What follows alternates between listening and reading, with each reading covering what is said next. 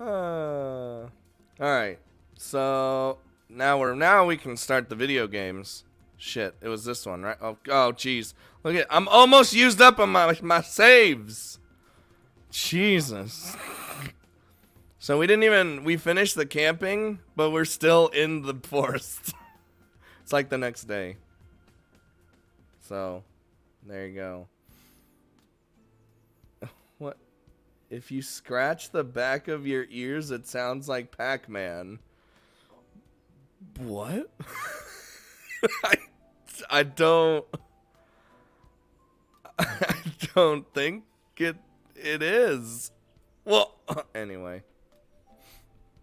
Alright, is everything good? Sound okay? Let me check that. Let me raise it a little bit for the music. Everything's fine. We're all good. Now we can continue with our story that everyone's been going, Scott, are you gonna play more Sables? Scott, did you forget about Sable's Grimoire? Scott, why are you playing anything else? All that matters is Sable's Grimoire. Scott, please. That's how I hear all you guys. Just in the comments. Alright.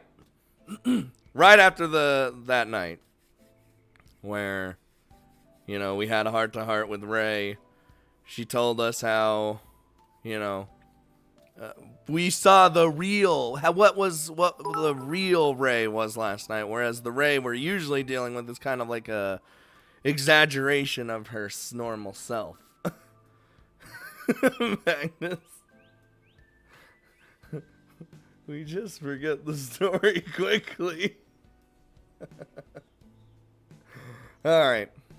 So, and I don't know if my choice was bad last time, but I told her to just, like, I'm pretty sure I told her not to change. Because an option came up and it was like, do you want her to change or not want to change, if I remember correctly? And I think I told her not to. Because if you want to be, you should just be yourself. That's what I've always said. That's one of my big things. It's always being yourself. So, of course I would tell her that. But it didn't end well for some reason. It was really weird. Alright. Following a surprisingly comfortable night's rest, I wake up bright and early in response to the harsh rays of the morning sun. The birds and the insects in our surroundings have come out in full force. God, I hate you insects. Though they may have been subdued last night, this morning they are all chirping and singing loudly. I am not a heavy sleeper by any means. I almost said sleever. I don't even know what a sleever is. But if I were the type to require an alarm clock, I have no doubt that the local fauna would suffice. Uh-oh. My friend is loving Sabat. Sabat. I always say Sabat. Favorite character. That's what everyone's saying. Everyone's saying their favorite character is Mugu. And I'm like, we'll see. She died on and it was table smashing. Alright. Man, what time is it? I feel like I've been asleep for ever. Morning, Sable. It's about time for you to get up. I'm a plant, so I probably woke up like hours ago, honestly. Oh, good morning, Eth. Did I sleep in after all? You look like you've been awake for a while. Eth shakes her head. Sleep early. Wake up early. You were normal. I was early. Ray's late. That makes perfect sense. I see. You did go to sleep pretty early compared to Ray and I, so. Can't be helped. When the sun goes down, so do I. Wow, don't give me the puffy face. It's nothing worth getting upset about. It's not like Ray and I did anything interesting. We just kind of talked while watching the campfire. That's pretty much it. That's it? Ray didn't put any of the moves on you? What do you mean put the moves on me? Why would she do that? Also, stop! Stop it! I swear to God. Who was it? I'll kill you. Oh, it's Little Drag. Wait! Beep. You only do it for the notification. I already know. $3.69. Is there significance in that number?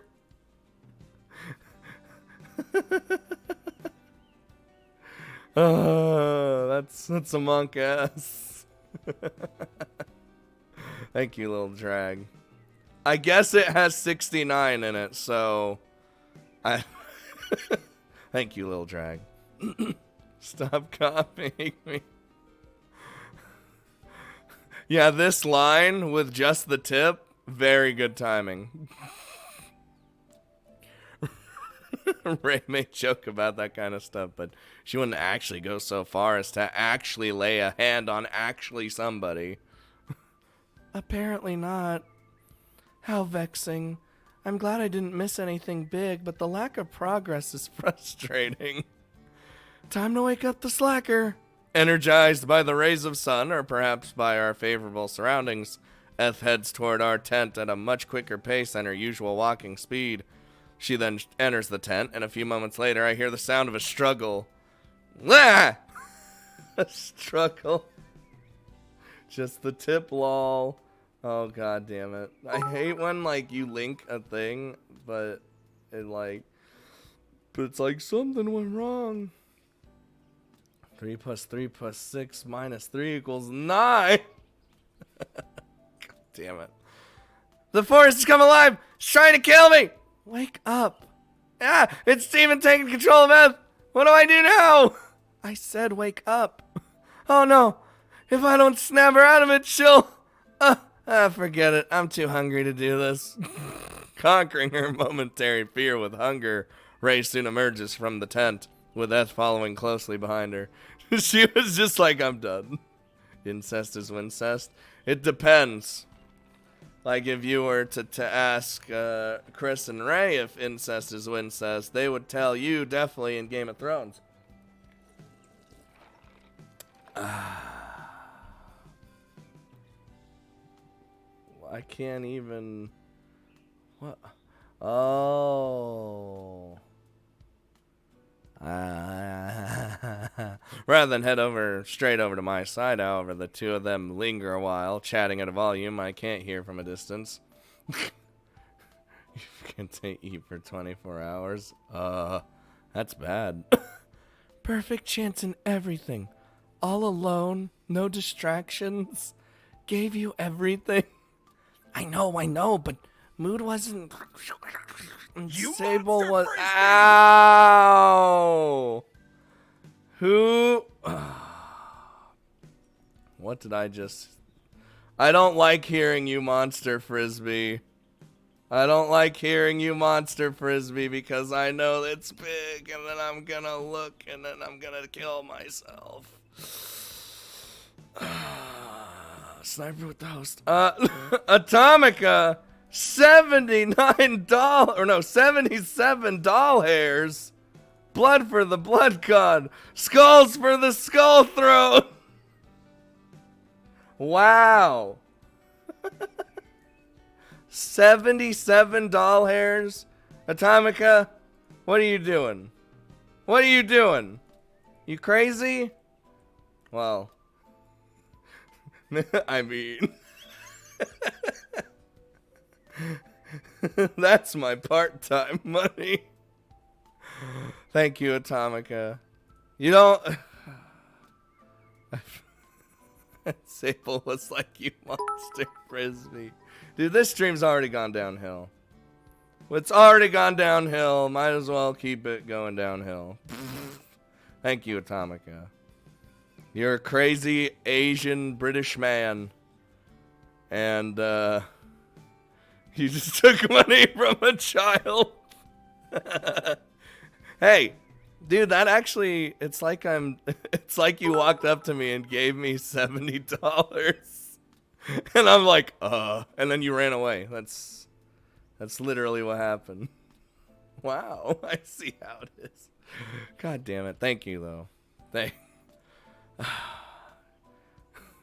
Excuses. Should have known. Coward.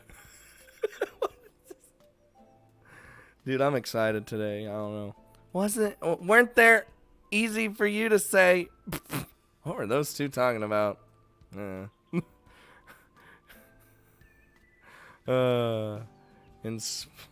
could have.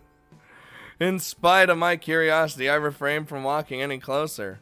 It's obvious that the girls don't want me to hear what they're talking about. Thanks for the follow. And I don't plan on breaching their privacy. Oh, God. What? No. Play. Why? Oh, Jesus. Well, here we go. Here we go. Now I gotta wait for it all to be done. You happy with yourself, Play? Thank you. Huh? I love you all. You are totally You happy derailing the stream yet again? First it's every bit ever. Thank you. Then it's every donation ever. Then Atomica happened, and now you! I hate myself anyway. Thank you. I love you all. You are totally. And then Magnus. Oh my God. Listen. Thank you. Let's Thank just. you. Thank you. I love you all. You are Thank totally you, Play. awesome. Almost as good as pudding. I can only donate once every 2 weeks. Oh, I thought you were about to say I can only donate once every 2 years. This is for some reason. If they want me to know what they're saying, I'm sure they'll confide in me when they're ready. Morning. You already gave me you already greeted me this morning. What are you doing? I've done my donation for the year. Oh, done. Everyone's doing way more than they need to. Good morning. It's nice to see you again. What? I stare at the two girls, puzzled by their greetings. Just forget it. Everyone's awake. Everyone said hello. Let's just move on. Jesus. Ray, any plans for today? Do you even like pudding? I like pudding. I like vanilla pudding's too sweet for me, but I really like chocolate pudding. But so you know. Plans.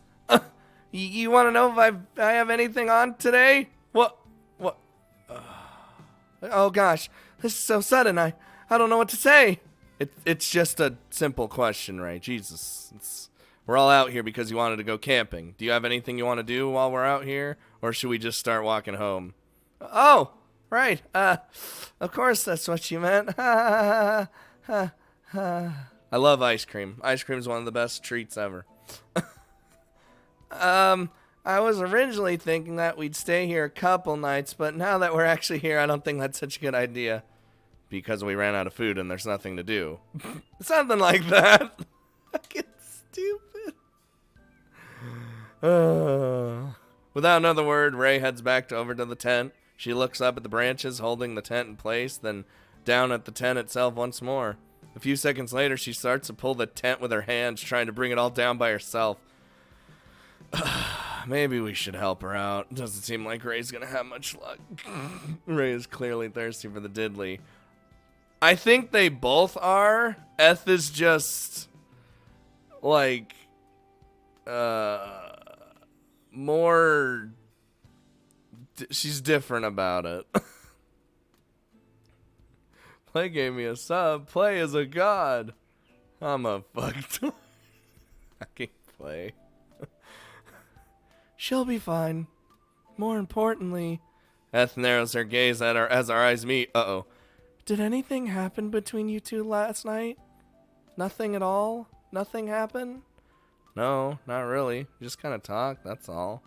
What are you trying to ask me exactly, Eth? Should something have happened? Not really. Then why do you keep asking? Sable, are you not attracted to human beings? Whoa! Hey, he's doing what I like to do. I don't know why, but like whenever we're like shocked or surprised or whatever by something, me, Ray, and Chris, we kind of all just go, whoa! Like we just don't know what to say. So we just, you know. Well, what kind of question is that? What are you accusing me of exactly? Nothing. I was just wondering. You seem to like demi-humans more than humans, so I thought maybe you were only attracted to non-human appearances. Oh, so that's what you're talking about. When you're accused of not being attracted to humans, the accuser is usually insinuating something a bit more abnormal. So you are attracted to human beings. As much as any other teenage male, I guess. Have you ever seen Moonbase Alpha? Why does that sound familiar? Ray analysis! Or as the meme would say, Kowalski analysis. But you're more attracted to demi-humans. I scratch my head and avert my gaze. I don't know. It's not the kind of thing I tend to think about. I'm curious about the biology of demi-humans, but I wouldn't equate it to like an attraction. Then what about a demi-human who looks like a normal human being?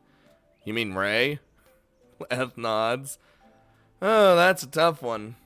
I guess I find her less interesting than other demi-humans. I mean, I'm curious about her neck, but that's honestly about it.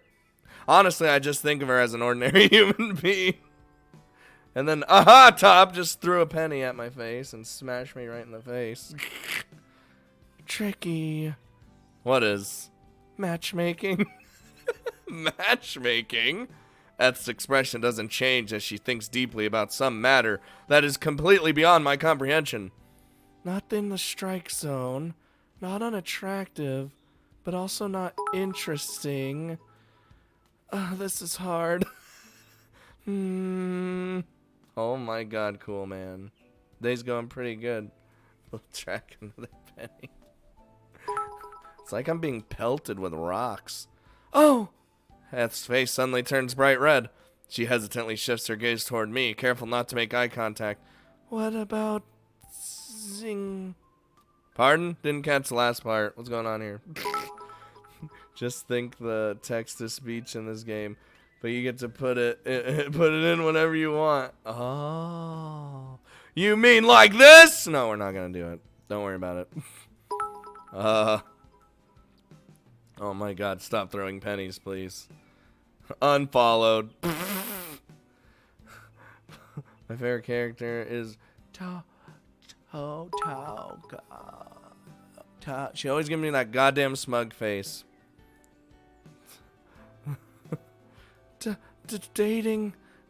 Double dating. Whoa! Double what now? Double the who? If you were dating both a human-like girl and a demi-human, would that be better? What? Is this how this is gonna happen? Is this how it's gonna happen? Joseph Ferry, I'll kill you!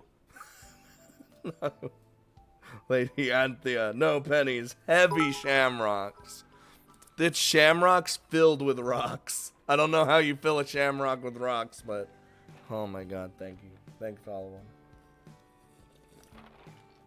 them. When I saw her double dating, I thought it was the thing where you are on a date with another, like, you have your person you're on a date with, but you also go on that same date with another couple, and you just, like, you know, have fun like that, but oh my God. Is this the harem route? Eth gazes down toward the ground, fidgeting on the spot. Dude, I can't handle these pennies. A human-like girl isn't interesting enough, but a demi-human isn't as attractive. If you dated both at once, wouldn't that solve the problem? No, Eth, that's I don't even know where to begin. Of course, Magnus didn't help by going ra-ta-ta. No, ra-ra-ta. Oh my god, damn it. Agnes, I swear to God. Cool Man's hosting me, thank you. First off, that isn't what people mean by double dating. Ah, okay, so I was right. Oh, thank God. What you're describing sounds more like two-timing or polygamy. Secondly, I never said that demi-humans aren't as attractive as human beings. For the sake of not sounding creepy, I won't elaborate any further than that, but believe me when I say that I find find the demi-human girls I've met at Amadronia just as attractive as the human girls I've known, if not more so. Last but not least, I have no intention of dating anyone, let alone dating two people at once. Damn it, Sable! Magnus. How do I host? Isn't it like /host? I don't know. I actually don't host anybody. It doesn't matter if they're a human being or a demi-human. I simply have no interest in spending my time in such a frivolous and unproductive manner because I'm a nerd! What's the main punishment for bigamy? Well, two mothers. You're right. Oh, dude, Sable, come on, buddy. Come on, buddy. Sable don't need no thoughts. What do you think, Lil Drag? We about this life right now? Should we date Eth and Ray at the same time? I take a deep breath as I finish speaking. Having said more than I'd planned, I need a moment to catch my breath before I continue conversing with Eth. I see. Then it's a complete loss. It's over. It's done. Remember the dream. What is a complete loss? If you're calling me a lost cause, you might as well be direct about it. Yes, both. What do you think, Neko Mickey-chan? What are you thinking? Scooter. Yes, me. What? Not what I meant. Though that might be true too, especially for anyone hoping to date you. Like such a person even exists. Oh my god. Stop. Don't. That's too much.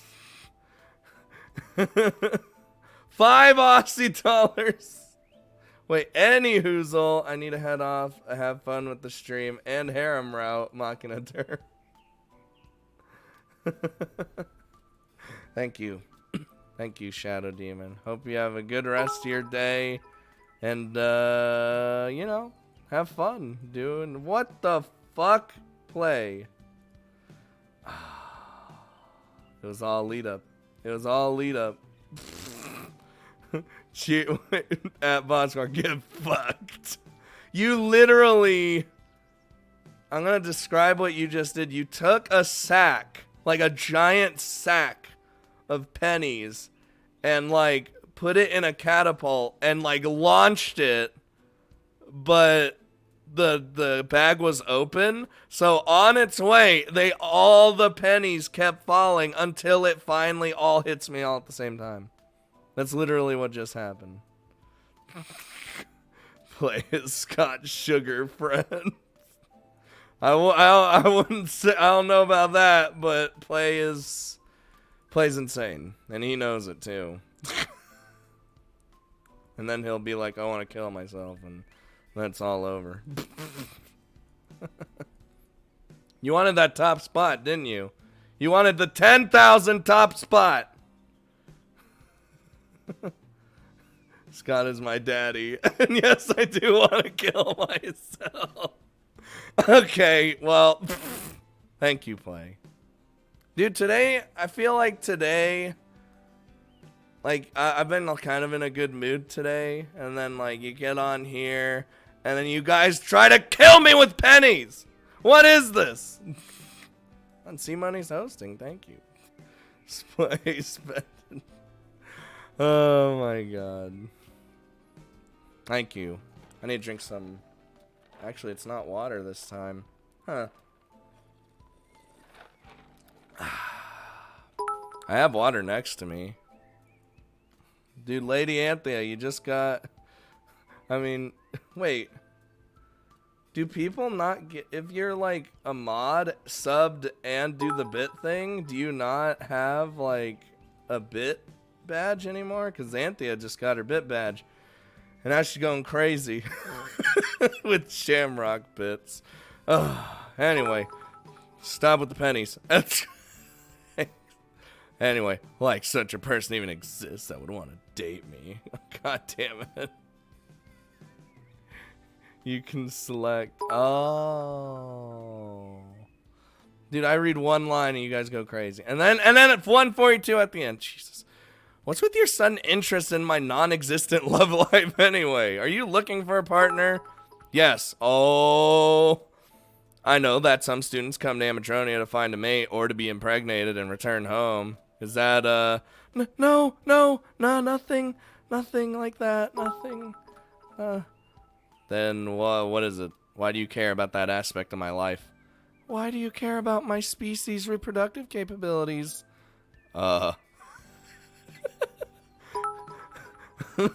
See, that happened last time, where we started to ask questions about it, and she wasn't having it. Water's the best drink. It is. I'll agree with that. Eth's words bring to mind a part of our conversation from yesterday.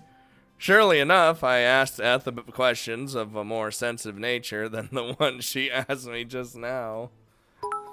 Mine were about mandragoras as a species rather than a specific individual, but they were probing questions nonetheless.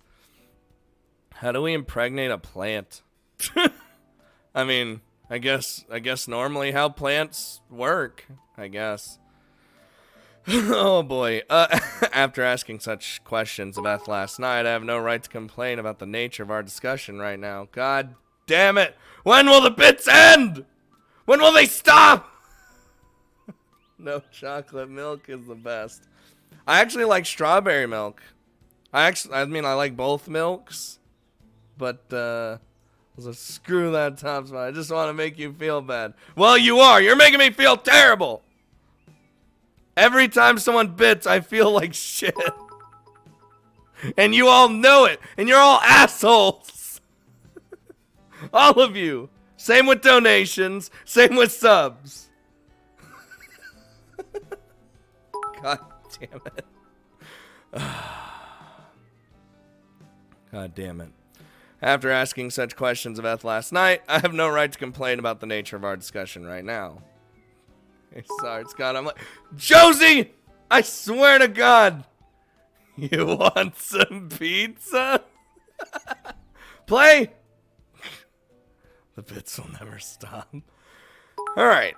I won't ask you to explain. I'll just call it a matter of curiosity and leave it at that.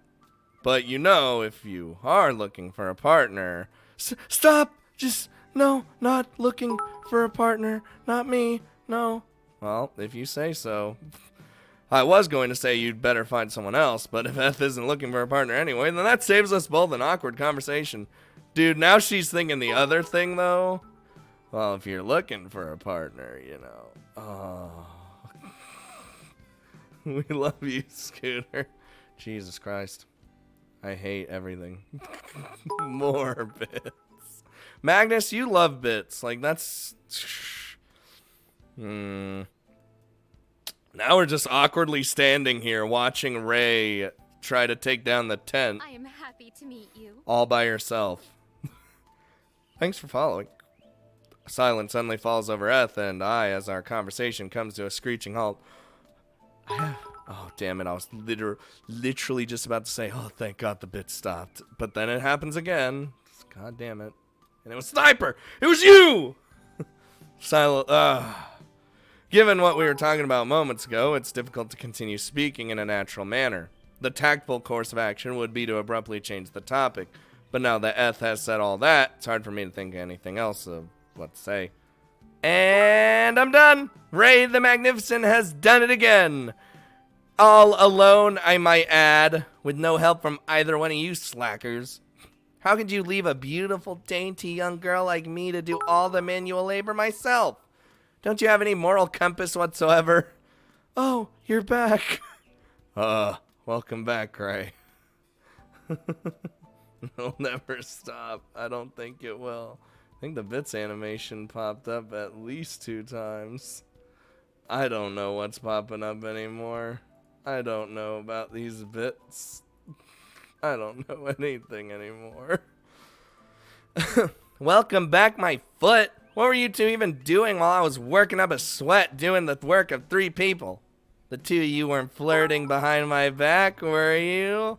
No, not flirting. Wouldn't do something like that. Oh, what's this? Eth's going all red in the face. What's wrong, little girl? Is the thought of flirting with someone too much for your young heart to bear? Shut up, virgin. Damn!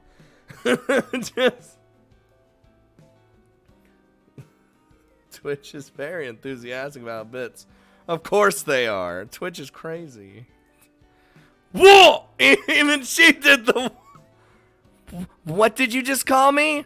I called the virgin a virgin. Oh, don't worry, Sable. I'm one too. I wasn't worried, and I really didn't need to know that. She roasted Ray, but then roasted herself. God damn it. These two are just so great together, honestly. That's why I really enjoy this, really enjoy this route. Whatever the hell we can call this. Because it's both of these two fucking idiots. And, I like Draken, but in, a different way. This is straight up just the silly, it has its serious moments, but it's just the comic relief, I guess you can say. Ray got destroyed. Have a penny. Fuck! Wait a minute. Can a plant not be a virgin? Ah, stop it, Sable. Bad thoughts. Bad thoughts. Shit, wrong window. That's a Monk S. Mocking me for being inexperienced when you're no better. I bet you haven't even kissed someone before. Neither of you. You don't know that. Am I wrong? I didn't say that. Pathetic. Shut up. You're no different, you damn plant. What are you two getting so worked up about? It sounds like you're both in the same boat to begin with. Why is there even a fight happening? Honestly, though, do you have to do this now? This really isn't the kind of conversation you should be having in front of your classmate. It's fine, isn't it? Sable should know. Why should I know? How is any of this my business? See, Ray, you need to be more blunt next time. I need to do just about everything differently, assuming there is a next time. You're going to just leave me in the dark, huh? She doing that throughout? I don't know. Hold on. Do we still have that straw poll? Dude, the straw poll's totally there. Guaranteed. It is still there. Alright. Everyone. Vote! If you haven't actually voted before. In that case, forget it. It doesn't matter. Ray, if you've given up on the idea of staying more than one night, we should get going soon. Took us almost a day to get here yesterday, so returning to Amadronia will likely much be the same. Another full day of walking? That sounds tedious. Let's just go to the city and catch a bus or train instead. What should we do about Eth? She doesn't exactly pass for a human being like you do. Screw Eth! She can walk back on her own. Damn! You girls are feisty today. Holy shit. I'll ban everyone who didn't vote Eth. Wow. How would you know that? Dude, they're like neck and neck every single time. Wow, you're being a real bitch to me today. Cruel remarks like that are why you can't get a boyfriend, pitiful virgin. X-ray vision. Alright, sounds like the decision time is coming up. Yeah, I'm thinking it is. Hey, what did you just... here we go again. Between walking all day, carrying Eth, and being forced to listen to the thoroughly disillusioning conversations of two young demi-human girls time and time again, I think this might be the worst trip I've ever been on. Ever. In my life. Wow. Wow. Oh my god. Finally. Finally, we're back. Back? At the academy? How long was I asleep? You slept through most of the walk. As soon as we entered a clearing, you started making strange noises and talking about how yummy the sun's rays are. Yeah, how insensitive can you be? Do you have any idea how hungry I am? Damn plants and their photo whatever. I'm so jealous. And another 100 bits to get even with Joseph. God damn it. I wish, like, when it was, like, when you were tied with someone for the top, it would, like, do, like, a split between the two for the second one. I don't know. That sounds like a plan. For the majority of the walk back to Amadronia, Eth slept while I carried her. Eth's weight was mostly countered by using my muscle reinforcement magic, so carrying her wasn't overly stressful. Nonetheless, after a day and a half without food and significantly more physical activity than I'm used to, I am now just about ready to collapse. What now? Is it dinner time yet? It's getting close. We could probably go to the cafeteria early and grab something ready-made right away. Are you actually hungry, though? I thought you were full from soaking up the sun's rays all day. Beth shakes her head. It's different. Sunlight and water provide nutrients, but I still crave regular food. Ah, so it's like how human girls say they have a second stomach only for sweets? Oh, come on, you two. Stop talking about food already. Are we going to go to the cafeteria or not? Yeah, I'm ready whenever you are. You want to go before or after we put our stuff in our rooms? Before I can finish speaking, Ray has already left Eth and I behind, heading straight for the academy. Scooter is my daddy. Oh. That's like when Neko Miki-chan goes, what, she fucking did it earlier. Where is she? She's just like, take your time, we love you, daddy. And I was like, oh, God. Okay, guess that was a stupid question to ask Ray of all people.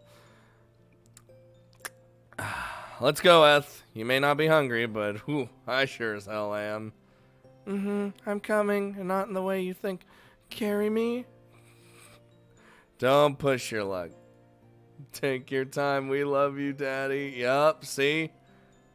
Oh, play white. There it is.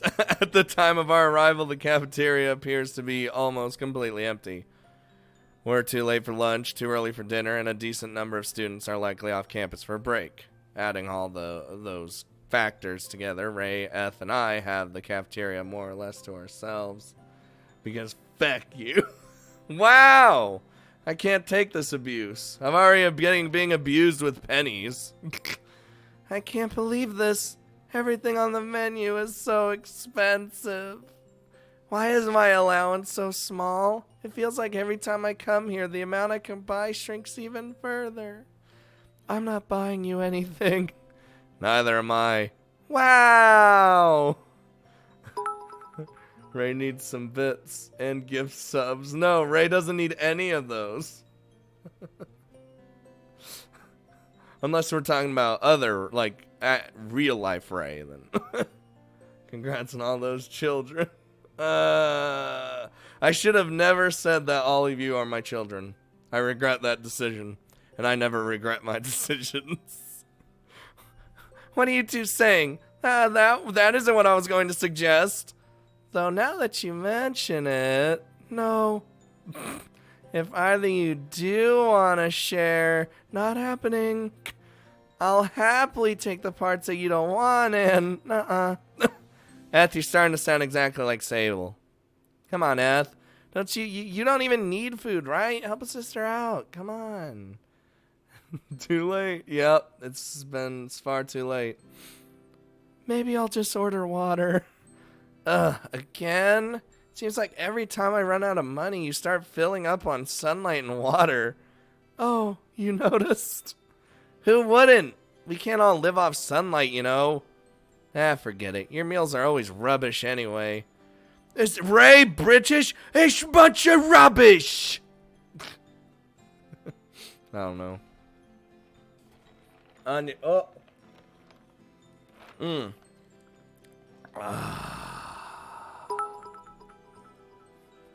was born yesterday. You need to pay child support with bits. There, you get the Josie bit. We're the guru children.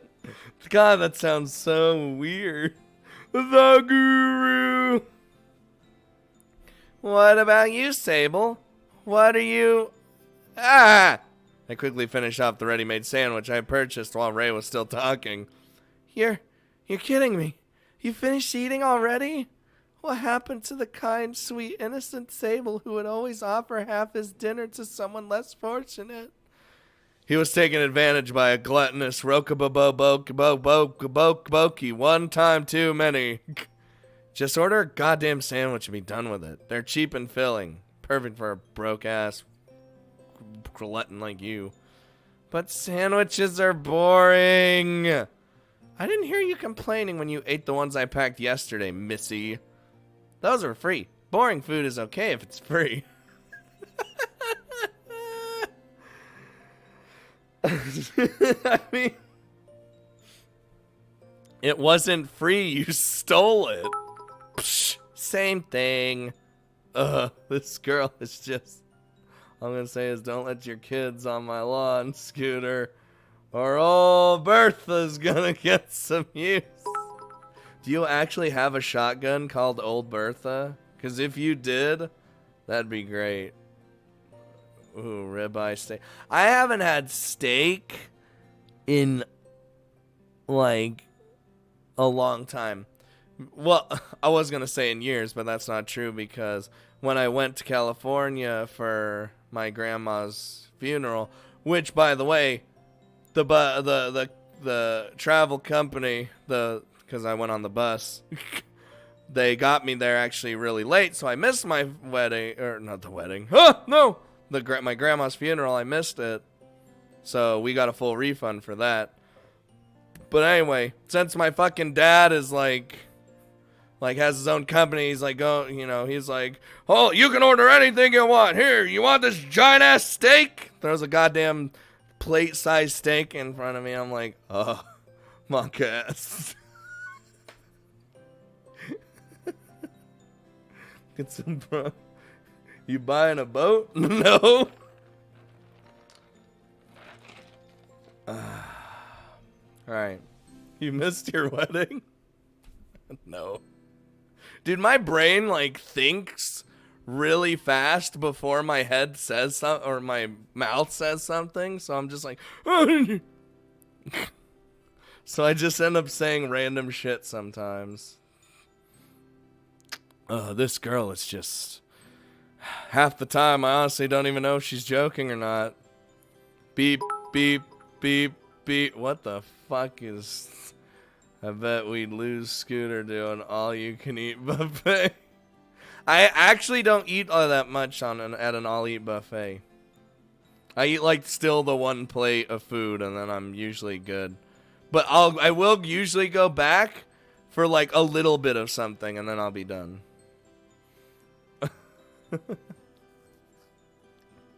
The random shit is why we love you. God damn it. Oh? I look down at my right arm to find that my terminal has begun to manifest itself physically without me realizing. What? While it is generally not feasible for a spell to activate itself without its caster being consciously aware of it or sending the command themselves, terminal is a bit of an oddity. Terminal is a spell which remains in effect long after its visual representation has been suppressed. It sits in the back of the mage's mind, silently listening for mental commands from the one who casts it. Or in this case, for attempts at communication by a third party. Who the shit's calling me? Excuse me for a moment? It looks like someone's trying to contact me through my terminal, I guess. Coward. You think I'm buying that excuse? You're just trying to change the subject. I don't need to change the subject. I'm not buying you any food, and that's final. Stingy. I put some distance between the girls and I in order to check my terminal without being disturbed. That's not what he's supposed to do at a buffet. It's meant for eating a lot. Yeah, but I tend to go back to the stuff I like and only eat that 2 to 3 plates full. Jesus, you're like a stick. How do you eat so much, Magnus? Then again, I guess like 2 or 3 plates isn't all that much, you know. The moment I open my terminal, I find a single message waiting for me, sent by Amadronia Academy's principal, Ein. Ein Zulgon! Sable, there's an important matter which I wish to discuss with you. Please come to my office at your earliest convenience. Oh, okay. I guess I'll do that now. Fuck it, why not? Why not? Wait, Magnus has a face? Yeah. You got a second stomach for stuff I like. Bidding an unexpected farewell to my companions, I head off toward Ein's office all on my own. Visiting the principal's office isn't the first thing I want to do upon returning to Amadronia. After spending so much time walking, I'd rather just take a nap or at least lay down on a bed and read for a while. Unfortunately, a moment of relaxation is something I cannot afford. Knowing what Ein is like, there's a good chance that this important matter isn't serious at all. But supposing for a moment that it is important, I'd better not dally. No dilly-dallying. I wouldn't be able to relax in this state anyway. I need to at least hear the principal out and make sure there's nothing urgent that I need to be aware of. So, as much as I'd rather be indulging in some quiet time all by myself, I'm afraid that'll have to wait just a little while longer. Excuse me, sir? Hello? Sable, that was quick. I wasn't expecting you to come so soon. Please, take a seat. We have much to discuss. The moment I enter the principal's office, he happily invites me in and gestures toward a chair on the other side of the desk. As expected, he shows no indication of having an important matter weighing on his mind, nor does he seem like he's about to bring up any kind of serious topic anytime soon. I already feel like a fool for taking a summons so seriously. Oh well, I'll just take this as an excuse to take a break from Eth and Ray for a while. Cause they're a big old pain in my ass. Oh, who's ready for the stretch? Oh God. Oh. Stretching always feels so good. So good. A quick, pointless conversation with Ein, then straight to bed. Not a bad way to finish off the day. Opting to make the best of my situation, I accept the principal's gesture and take a seat. Now then, before we talk about anything heavy, why don't you tell me about your little outing? My, outing? Yes, that's right. Your overnight trip with the 2 girls from your class. The ones you returned with just a moment ago. I stare at Ein blankly for a moment as I attempt to make sense of his question. How did you... I know it might not seem like Amadronia has any security measures in place, but that does not mean that we do not keep tabs on students. All arrivals and departures are monitored and recorded, regardless of whether one is a student, a teacher, or a visitor. Sounds so hot. Stretching. Just the tip. It is a system which was originally put in place to ensure that unwelcome guests did not sneak onto campus. This academy and its students are obvious targets, after all. We cannot afford to allow unknown parties to come and go as they please. An anti-intruder system which is now used to track students. That's a bit, it's a bit invasive if you ask me. Deride me if you must. But I will continue to put the safety of this academy students above all of the other civil liberties. Liberties, not liberties, that's totally different. Neko Mickey-chan's doing some Tao dabs. I need I'm gonna do I'm gonna need some towel dabs in the chat, ladies and gentlemen. Towel dabs. Anomalous. Never forget that this academy is home to those who have been hunted and scorned by those within walking distance of this academy. Security is something which must be taken seriously. Trading liberty for security, huh? I certainly wouldn't be the first person to do so. Unwilling to enter into an idealistic discussion with Ein, I returned to his original question. So, you're curious about what went on outside your surveillance network, huh? Well, you can rest easy. Eth, Ray, and I headed toward Amadronia City, but we never breached the city walls. We just kind of camped out in the forest overnight, then started heading back early in the morning. In total, we actually spent very little time near the city itself. More pennies. What's a Tau dab? It's Tau dabbing. It's an emote, but for some reason, at least for me, it's not actually popping up for some reason. Wait, I wanna hit this button real quick. Like, I see all the other BTTV emotes, it's just that one is not appearing. We didn't run into anybody else, human or otherwise, so I don't think there will be any problems in that regard. All in all, the trip was quite uneventful. We walked, talked, slept, and then came back. That's it. But it's even showing on stream. Yeah, it's really weird. See, I see it on the stream, but on my actual chat, it doesn't show up. It's the weirdest shit.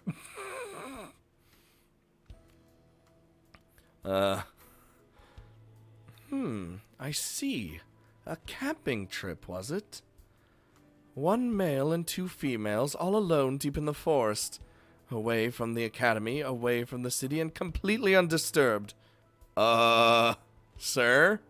Oh, pardon me, I was just thinking aloud. You see, that little camping trip of yours, if I didn't know any better, I'd think that it was an excuse for some of the more adventurous students to gain a little bit of privacy. My face begins to heat up as Ein's words bring to mind something Eth conveyed during our trip. With little to do in the forest and no dangerous animals or humans in sight, the area surrounding the city walls have become a place known for midnight trysts and senseless debauchery. Debauchery! Twitch is strong. The Tau dab is doing the Tau dab on you. Yup. I don't know why I read that. The strong. Probably because I was looking at the corner of my eye and my second monitor is so far away from the goddamn screen. Got it, from my yeah. Or at least that is how Eth's new friends made it sound. I've had the second I've had 2 monitors forever, and once you switch over to actually having a second monitor, like, it's crazy. It makes everything way better. But this was a long time ago that I got the second monitor. Like, a long time ago, I had 2 monitors already, so kind of just put them together, and now I could pennies. That isn't what we were doing, okay? We didn't leave campus for any reason like that. It really was just a plain old camping trip. Nothing exciting or abnormal happened, I assure you. It's hard to take you seriously when you're red in the face and averting your eyes. Be that as it may, you needn't fret. I have no intention of scolding you for engaging in carnal relations with your classmates. Rather, I'm curious. Can human beings actually mate with mandragoras? I've never heard anything to the contrary, but I have not heard of any success stories either. So I must wonder. Oh my god, I'm afraid I have no idea. I tried asking Eth about the mating habits and reproductive systems of her species, but she wouldn't tell me. You actually asked your classmate about that. You're quite amazing, Sable, in more ways than you realize. I'm just gonna pretend that was a compliment and move on. I'm the pervert. I like him. So, is that all you wanted to know? I understand that you want to keep tabs on your students, but it seems like a stretch to call a couple of questions about our camping trip an important matter. While I disagree with what you just said regarding the importance of your little trip, you are correct in your assumption that I have another reason for calling you here. Narrowing his gaze once more, any signs of joy vanish from mine's face. Uh-oh. He stares directly into my eyes, examining my expression in a manner reminiscent to a predator eyeing its prey, before slowly opening his mouth once more. Sable, I'm going to be blunt. I do not like the company you keep. Wow! While you are ultimately free to befriend whoever you want, I cannot approve of the relationship you share with the two girls with whom you went camping. They are ranked last and second in your grade. Their grades are truly bottom of the barrel. Furthermore, neither of them has shown any real interest whatsoever in studying magic, or furthering their knowledge in any matter whatsoever. I want you to sever your ties with those two dunces henceforth. Whoa! Wow! Okay, we need to talk about this one. That's fucked up. I stare at Ein in silence as his words slowly make their way through my mind. Are you my daddy, Ein? He can go die, IMO. Repeating his statements again and again inside my head, I try to make sense of what I just heard. I search for something familiar, something I can accept, as the unexpected notion he has just raised sends my mind into disarray. Great statement. God damn it.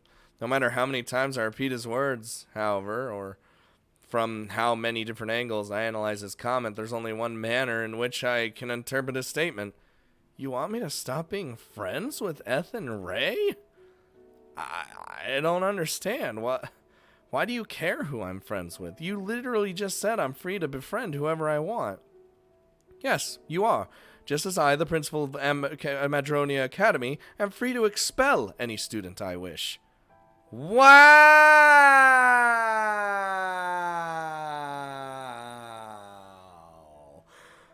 That's fucked up. A threat? I'm the light-hearted, jovial principal of Amadronia just made a threat. His words leave me with a sense of dissonance as I try to make more sense of what's happening. Sable, do not misunderstand. I bear no malice towards those two. In fact, I do not harbor negative feelings towards any of my students. However, that will not stop me from doing what needs to be done. Those two girls should not be here. They were supposed to have departed from this academy almost 2 months ago when they were asked to leave. I have allowed them to remain at Amadronia in light of how they handled certain incidents involving your class. Even if it were not for that, I would have been happy to look the other way if they continued to behave themselves and keep their heads down. Truly, the only compelling reason I have for expelling those two would be for the sake of the gifted student they are dragging down to their level. Dude, but I really never understood that. Like, I get, like, people being a bad influence on you, but Sable being Sable clearly is not that kind of person.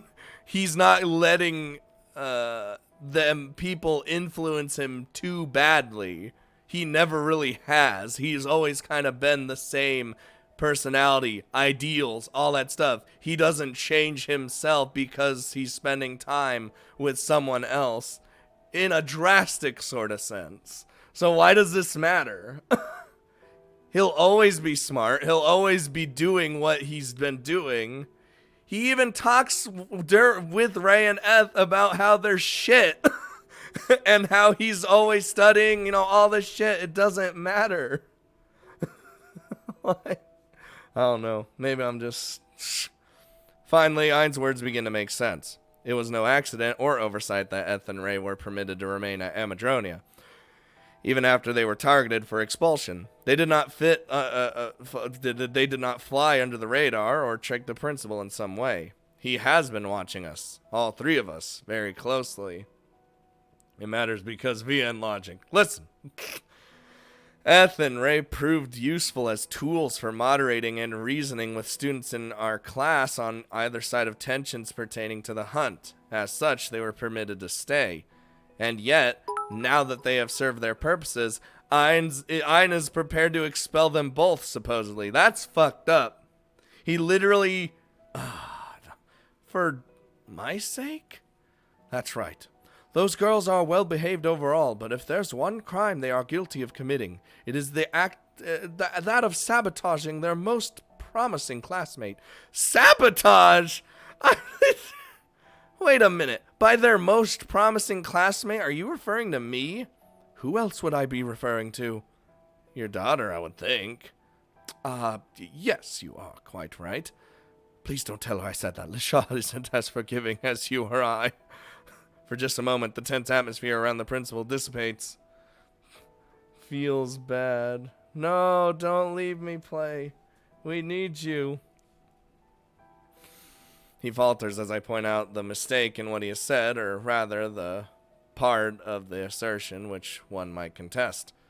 Whether one judged Lisha as an elf, or an elf who also happened to be my grade's valedictorian on the same level as a mere human being is beside the point. I can't afford to get caught up in such a meaningless comparison. Hate you all. Oh, love you, Daddy. No, I'll give you more sugar next time. Oh, kill me already. Well, I hope you have a good day, Play. Well, good rest, good, you know, probably, I would assume, like, sleep before school, you know, or uni. What would you call it? School, university, college. For me, it's like, I guess for me, it's all the same thing, so I just kind of say school. Like, I don't know. Maybe I'm just, it's all just school. All right. University, school. This is bullshit. Oh my god. Those are a lot of Bosskwar Links. Instead, my focus must remain on the rather serious accusation Ina's just made. I won't tell Lisha. From what I understand, you two fight enough as it is. What's more important right now is that you elaborate on what you just said. How would Eth and Ray getting expelled be for my sake? I never asked for anything like that. Whether you wish for it or not is irrelevant. What a person desires is seldom what is best for them. As for how their expulsion would benefit you, surely you already understand this part for yourself, do you not? Always being pestered by those two during class, being coaxed into spending time with them outside of class, wasting your spare moments on mundane activities. Never studying. Nope, never study. And you'll still pass. They are taking up all of your free time, and to what end? What do you gain from all of this? It isn't about gaining anything. Those two are my friends. Am I not allowed to talk to my friends at my own leisure? Sable, I have no problem with you socializing or making friends. In fact, I'd be quite happy for you had you chosen to hang out with a different crowd. But when it comes to those two, you know as well as I do that they are literally the two worst students in your grade. Yeah, I don't really care. They do nothing but play around during class, their grades are abysmal, and they have shown no inclination whatsoever towards bettering themselves. I don't know, I've been tutoring them, so what does that tell you? If you are going to start spending your time in a more sociable manner, couldn't you have at least chosen to be with someone of the more intellectual variety? Someone like Lisha, if you are so inclined. I shake my head as a sigh of exasperation escapes my lips. Can we just cut to the chase already? I get that you're unhappy about me spending time with those two, but what are you suggesting exactly? Are you telling me to spend more time with your daughter instead? Will you threaten to expel Ray and Eth if I don't leave them alone? Just what is your goal here? That is easier asked than answered. I do not wish to expel those two. But if it is for the sake of salvaging the education of someone who actually takes their studies seriously, then I must consider the possibility. You're wrong if you think that Eth and Ray aren't serious about learning. They may not listen in class, or even stay awake in class, or heed our teacher's words in the slightest. I'm not helping this in any way. Or study relevant course material, or make any effort to improve their grades, or just stop already. You've made it clear to both of us that they are not taking their studies seriously. Yeah, you're right about that. However, there is one point of redemption for both of them. While those two might not take our teacher's lessons to heart, they do listen to me. And that is relevant because I've been taking it upon myself to teach those girls the basics of spell casting. They've learned more after a month with me than they have in half a term with a proper teacher. You've been teaching them spells? Your spells? Original spells? No, nothing like that. I've been teaching them content relevant to our course. The types of things they'd learn is if they actually paid attention in class. I literally take the lesson that we learned that day and kind of, teach it to them in my own Sable sort of way. My point is, those two can do it if they try. Under my tutelage, they've both made significant progress in a relatively short period of time. In fact, on our camping trip, Ray even made practical use of basic incinerary magic, perhaps for the first time in her entire life. So you see, although they may not want to participate in conventional classes, they aren't completely without hope. As long as I'm the one teaching them, Eth and Ray will be able to catch up to everyone else in our grade. I smiled at Ein confidently as I defend Eth and Ray. Yeah, you go, boy! As Amadronia Academy's principal, Ein is no doubt able to appreciate the concept of students flourishing outside of conventional academic environments. Even if they don't actively participate in our classes at Amadronia, they have both shown that they're capable of using magic and understanding concepts related to the use of magic. Not to a notable degree, of course, but they're at least on par with the majority of our classmates. With the proper guidance, these two could go from being bottom-ranked students to middle of the pack. Nothing special, but not really a hindrance either. I need to leave too. Not sleeping after one more time of that. What do you mean? How many times do you watch that goddamn thing? Have fun, Tao. We'll see you later. And yet, that's their so-called point of redemption. That they both listen to you, but not their teacher.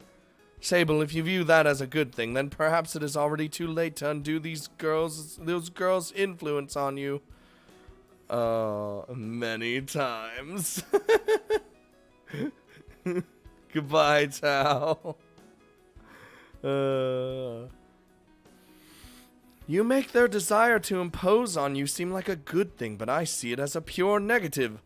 What I'm hearing is that they are wasting their teachers' time, then come crying to you when their own inattentiveness gets them in trouble.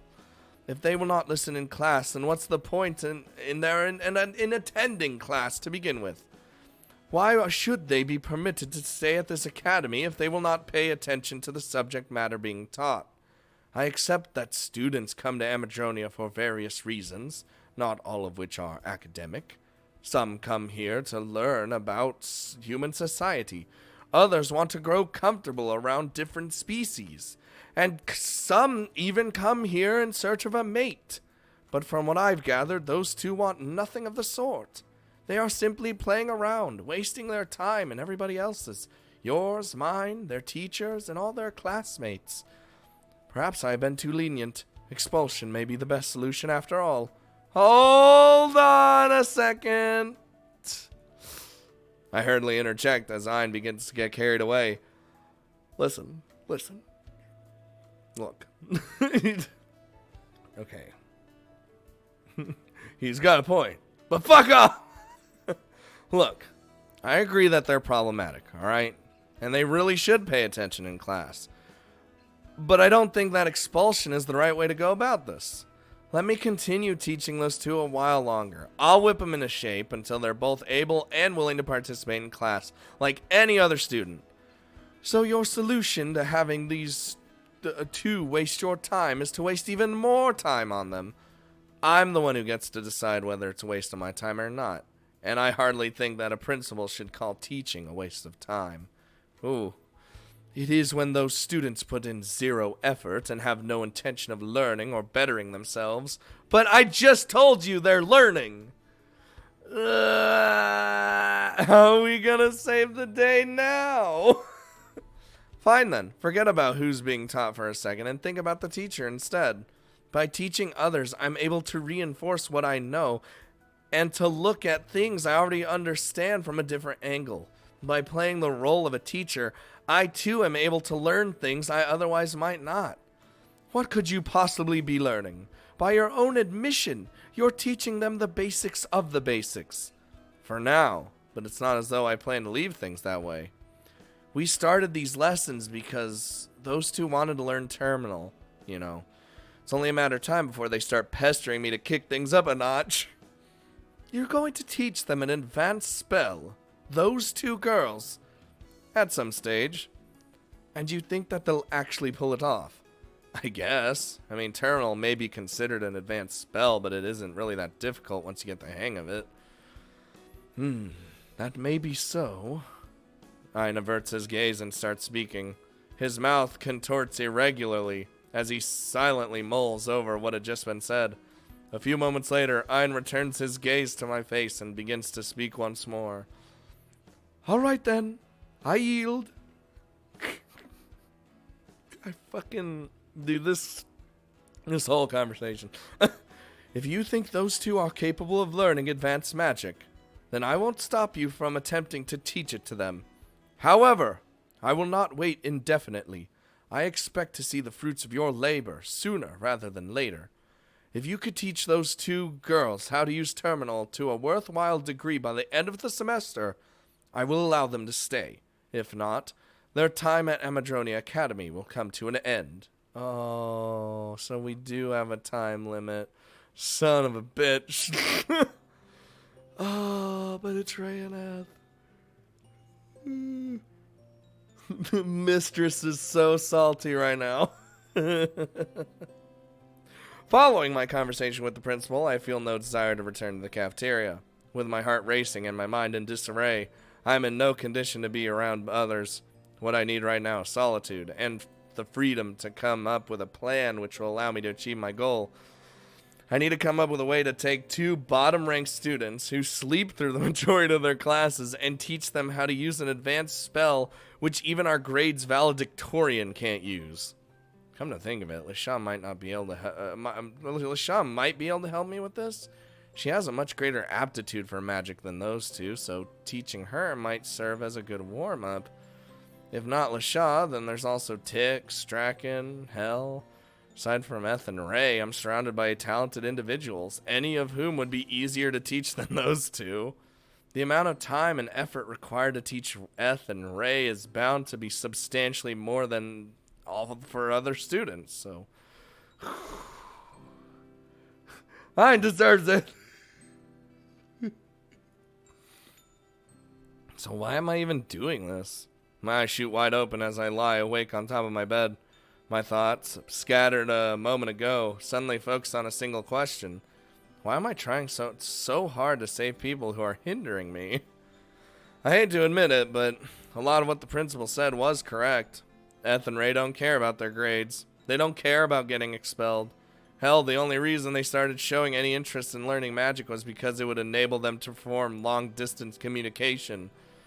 Why should I spend my own time helping those two if they don't even care? I cover my face with my hands as negative thoughts continue to spill out one after the other. As much fun as I've had being with Eth and Ray, my reason for coming to Amadronia was not something so shallow. I did not come here in order to play around or to make friends, even if they are demi-humans. I came to Amadronia in order to further my own studies. And those two are preventing me from doing that. When is it that I started giving higher priority to mucking around with those two than to furthering my education? I came here to receive a world-class education and to leverage resources not found anywhere else on the planet. Instead, I've allowed myself to get dragged around by those girls all the time and time again, wasting entire days going along with their nonsense. No, it's fine. What the fuck? What? What'd I do? 'Cause you want that moist rookababokey cake. So why should I care what happens to those two? 'Cause they're your friends. If they don't care enough to actually pay attention in class, why should I endanger my own education in order to supplement theirs? Maybe what I should do is I'm requested and... What? Draken, what are you doing in my room? Sable! Are you awake? Was she watching me this whole time? Because you need some fucking friends. I sit up in a panic as a familiar face suddenly appears in front of my eyes. Surprisingly, it's not the face of Tix, my roommate. Instead, the first sight to grace my eyes is that of the fire-breathing friend, Draken. Draken! Whoa! What are you doing here? Checking on my best buddy, of course. Isn't that what friends are for? It's because she can fucking do that teleportation shit. I haven't seen you at all since the break started, so I've been wondering what you were up to. I laid back down on my bed as my heart returned to its normal, usual rhythm. Draken's presence surprised me, but not enough to vacant concern. If she wants to watch me relax, then I have no problem with that. Oh look, it's Dragon Girl. Wait a minute, how did Draken even get here? We know she can teleport. I didn't leave the door open, did I? No sooner have I laid down than I sit up once more. I peer past Draken and glance at the door to my dorm room. Surely enough, the door is shut, and the lock on the door shows no sign of being broken or tampered with. If I did leave the door open, Draken must have closed it on her way in. Forget it, it's not really important. I'll just check back later, after I've had a little nap. Yet again, I lay down on my back, gazing up at my absent roommate's mattress as I sprawl myself out across the bed. What are you doing? Is that some kind of exercise routine? Oh wait, I know! You're doing sit-ups, aren't you? Sit-ups? What are you... I thought you looked rather scrawny for a human. So you're trying to improve yourself after all, are you? Keep it up, buddy. If you work hard, one day you'll have abs like mine. Rather than correct Draken's misunderstanding, I steal a glance at her stomach. Clearly defined abdominal muscles, not hidden behind even an ounce of fat. Just like her arms and legs, Draken's stomach appears to be nothing but lean muscle. 'Cause she's beefy. Truly the beefcake. She doesn't possess the muscles of a bodybuilder, and I wouldn't call her butch or brawny, but even so, a single look at Draken's body is enough to tell you that she could dispose of someone like me without breaking a sweat. And that's not even taking into account the part of Draken which makes her truly frightening. What's up? Want to touch him? No, I wasn't. Oh, you mean your abs, don't you? What else would I mean? You've already touched my wings before. Oh, were you more interested in my tail? Boop! Tail? No, that's not... never mind. Listen, never mind what I meant. But yes, as a matter of fact, I am interested in your tail. Same old Sable. Come here, buddy. Play around with my body until you've had your fill. Oh, don't say it like that. That means... I try to suppress wicked thoughts as Draken casually says something rather dangerous. Fortunately for her, I am an upstanding young gentleman like Gonta. Gonta! And I have no intention of betraying Draken's trust by doing something unsavory. Oh, even Joseph Perry with the fucking emote. Plus, there's the fact that she's a half-dragon who could tear me to shreds in a heartbeat. Oh, your tail and your abs are both so firm, yet so squishy. They feel nice to the touch. What about your feet? And those red protrusions all over your body, are those similar in texture? Only one way to find out. Go ahead, don't be shy. Fucking. As I get up from my bed, Draken sits down, prompting me to touch her body all over. Woo! There's nothing sexual or seductive about what we're doing. Damn it! If anything, it feels like Draken is my patient and I'm her doctor. Thick.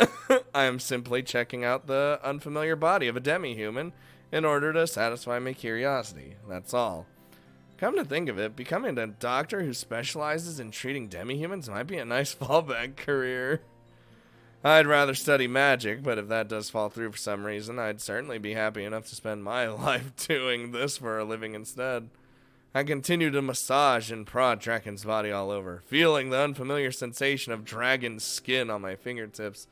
Whoo! Whoo! Oh no, don't worry, there's no like scenes like that in this game. Oh.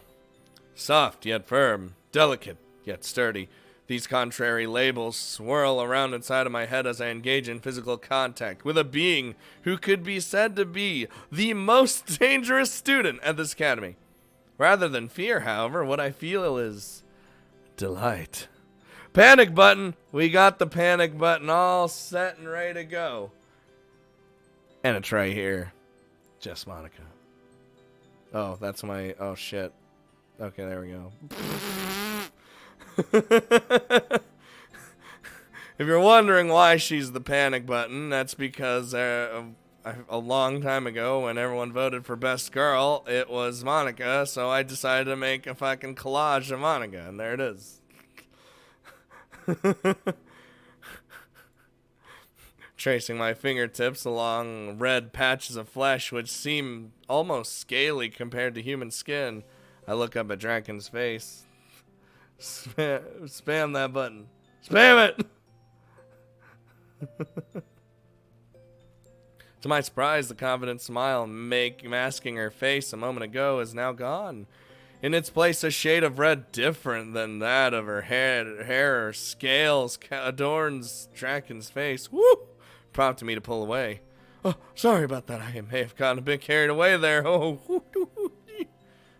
no. You have nothing to apologize for. I'm the one who told you that you could do whatever you wanted. And it's just more embarrassing than I thought it'd be to let someone touch me in that matter, that's all. Mama's the only one who's ever inspected my body before to make sure I wasn't injured or that I was growing properly, so I guess I'm not really used to that kind of intimacy. Going hunting by monk ass. I remember good times. I feel my own face go red as Draken uses the word intimacy to describe what we were doing a few seconds ago. Even knowing that she doesn't mean it in a romantic way, hearing a girl talk about intimacy and me being the first person to touch her body is more than enough to break my composure. Get a grip, Sable. Having no experience with women is no excuse to overthink this. There's no reason to take this so seriously. All we're doing is playing around, just like I would with Eth and Ray. My expression darkens as my thoughts suddenly turn away from Draken's body and toward the two dunces with whom my future is uncertain. What's wrong? If you want to keep going that badly, I don't mind. Just be mindful where you touch me, okay? Regretfully, I shake my head. It isn't that. I was just thinking about something that happened earlier. Oh, is it about where you went last night? I thought about flying after you, but I didn't want the elf to get on my case again. That's probably for the best. Though the proposition does make me curious. Seeing Draken fly would be quite a sight to behold. In any case, I mean, we saw her turn into a dragon in the last route and be in human form as well. So, Ray X-Ray. It isn't something that happened during our little trip. It's what happened afterward. The moment I returned to the academy, the principal called me into his office. Let's just say he wasn't terribly pleased with my outing. That elf can sure be bossy, can't he? Seems like I'm getting called into his office every second day, even when I haven't done anything wrong. He's way too cautious. I refrain from commenting on Draken's plight. While Draken might think differently, the truth is Ina's probably right to monitor her closely. And given Draken's behavior thus far, I'd say that she's given up on any right she had to complain. She's so hot in human form. God damn it, Magnus. Oh God, another stretch. Oh, I gotta, oh.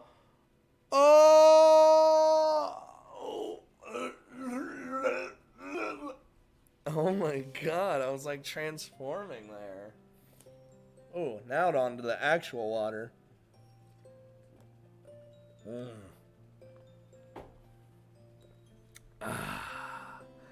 Actual water. Well, the important thing is that you're back. And now that you are, we can finally hit the town. Magical girl transformation. Hit the town? What are you talking about? Don't play dumb. I'm talking about how you promised to escort me to a human city. I did what? I don't remember making any promises like that. Thank you. I love you all. You are totally awesome. Almost as good as pudding. Chris, 10 months in a row. God damn it. Uh-oh, and then Magnus, watch. Magnus is gonna do it. Wait for it. Wait for it. It's coming. He's gonna say something. He's gonna do it. He's gonna do it. He's just, you know what, Magnus, you're taking your sweet time. Like, what's going on here? Usually do it instantly. I think he died. Oh no, Magnus is dead. There it is. Sure you do. I've never been to a human city before, so you're gonna show me around. I most certainly am not. Yes, you are. You promised. I did not. Wait a minute. I think I remember what you're talking about. You brought up the possibility of us going to the city together, but I never actually agreed to go with you, and we certainly didn't make any promises. Oh, come on. Don't get so caught up in the details. We're on break anyway, right? Let's just go. I'd rather not. Boo! Take me! Take me! Take me! Of course I took my time, especially with that build-up. God damn it. This childish creature is supposed to be one of the legendary beasts known as a dragon. I already gathered that Draken wasn't a serious person by nature, but this is seriously disillusioning. Sorry, but I'm gonna have to refuse. You're just too conspicuous, Draken. If I went to the city, there would definitely be trouble. Oh, so it's my appearance you're worried about, huh? You racist? Huh? You want to fight? Well, why didn't you say so? No problem at all. Actually, that's quite a big problem. Large wings and a tail will all definitely stick out. People are going to swarm around you in no time, and not all of them will be friendly. It's fine. Nobody's going to swarm me. They won't even be able to tell that I'm a dragon, because I have human form. Just give me a minute to transform, okay? I'll be right back. So even in this route, we still get to see Draken in her human form. Unless it's... Uh-oh. Every time I see her, she's ripped. Yup. Every time. Oh, I just popped my leg. Oh, I didn't mean to, but it hurt and felt good. Oh. Refusing to take no for an answer, Draken rushes off in the direction of her dorm room, leaving me to ponder the strange things she's been saying. Transform? What is she going to do exactly? Put on a hat and a trench coat to hide her horns and wings? No! She ain't Billy Williams! Forget it. I don't care. I'm too tired for this. Without giving Draken words any thought, I close my bedroom door and head towards my... What? And head towards my head! I want to head towards my head. Welcome to Scooter Stream, the masochist stream. I then lay down on my back, stretch my arms, and let out a loud yawn. Oh, god damn it. Can I just sleep? Can I stop being harassed by everything on the planet? Draken Williams. Sable? Ah! For the second time in 5 minutes, my heart leaps out of my chest. Tix, what, how did, when, how, what? What's gotten into you? Are you really that happy to see me? You were only gone for a day. There's no need to get all bent out of shape over the side of your roommate. No, but I... Anyway, enough about you. Wait until you hear about the day I've had. You know how we're on break at the moment? Well, I figured I'd use this time as an opportunity to go and visit my family. I borrowed one of the portable terminals and called my mother, just like a good, attentive daughter should. My mother answered the call and I told her about my plans. After I finished explaining, do you know what she said? I hang my head as the adrenaline from a moment ago wears off and my lethargy returns. I don't care. Sable's so fucking done with life already. Exactly! I told her I wanted to come home for break, and you know what she said? She said she didn't care. Can you believe her? If you've got the time to call, you have time to find a man. That's what she said to me. To me, her own daughter. So I figured, okay then, forget about her. Call someone else. I contacted my oldest sister. We chatted for a while, then I popped a question. I asked if I could stay with her for a week or so. And do you know what she said to her kind, darling little sister? Do we have to do this now? I want to sleep. That's right. That's exactly right. And you know what else? I'm dead certain that she was using sleep as an euphemism for sex. Her cutest, most adorable sister asked for a place to stay, and all she can think about is satisfying her own overblown sex drive. I'm ashamed to even call her my sister. You don't say. Oh, I'm so dead. I respond half-heartedly as my roommate continues to prattle on. While I'm glad that Tix feels like she can confide in me, I have no desire to be her sounding board. All I want right now is a moment's rest without any of my demi-human acquaintances bothering me. Unfortunately... Oh no, wait. It doesn't seem like that'll happen anytime soon. Who can that be? Are you expecting someone? God damn it, not that I'm aware of. Let me just go see who it is.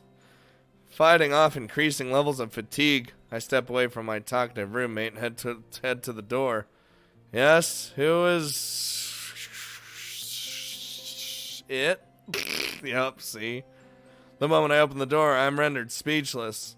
Standing in front of me is a girl I've never met before. A human girl, or at least someone who doesn't show any obvious signs of being a demi-human. Who is this? I would definitely remember meeting someone like this before, and I was certain that Narm! Narm! And I were the only human beings in my grade. Oh yes. Could she be a second-year student? Or perhaps, my eyes open wide as I come to a sudden realization. The likeness is faint, but given the conversation we've had before Tix showed up, there's a question I feel I must ask this mysterious girl in front of me. Are you Draken? You guessed it already? As expected of my best friend. Even my flawless human form isn't enough to interfere with the bond we share. So it is Draken. This is the transformation she was talking about. Well, who is it? Don't keep me waiting. Who's that? Oh, you got a girl in there with you? It's just my roommate, Tix. Oh, okay. That makes sense. Again! Draken's expression distorts as she peeks over my shoulder to catch a glimpse of my roommate. Ugh, it's the aggro fairy. Shh, don't let her hear you call her that. If you put her in a bad mood, I'm gonna be the one that has to deal with it. Sorry, I'll keep quiet. Really though, that girl's your roommate? You poor thing. Tix isn't that bad. She leaves me alone, for the most part. It's only when you call her a fairy that she, Call her a fairy that she what? Aw, jeez. Having grown tired of waiting for me to come back, Tix floats over to the doorway to see who I'm speaking with. Naturally, Tix's timing couldn't be worse. While I didn't actually call Tix a fairy, I know by now that simply saying the word in her presence is enough to put her sour her mood. Draken's here? Yep. We're like trying to have some chill downtime, but no one is leaving us alone. Tix, we were just saying weird things about me behind my back? Huh? Wait a minute. Who's this girl? Are we supposed to know each other? You don't remember me? How could you forget? We're in the same class and everything. No, I think I would remember having a human girl in my class.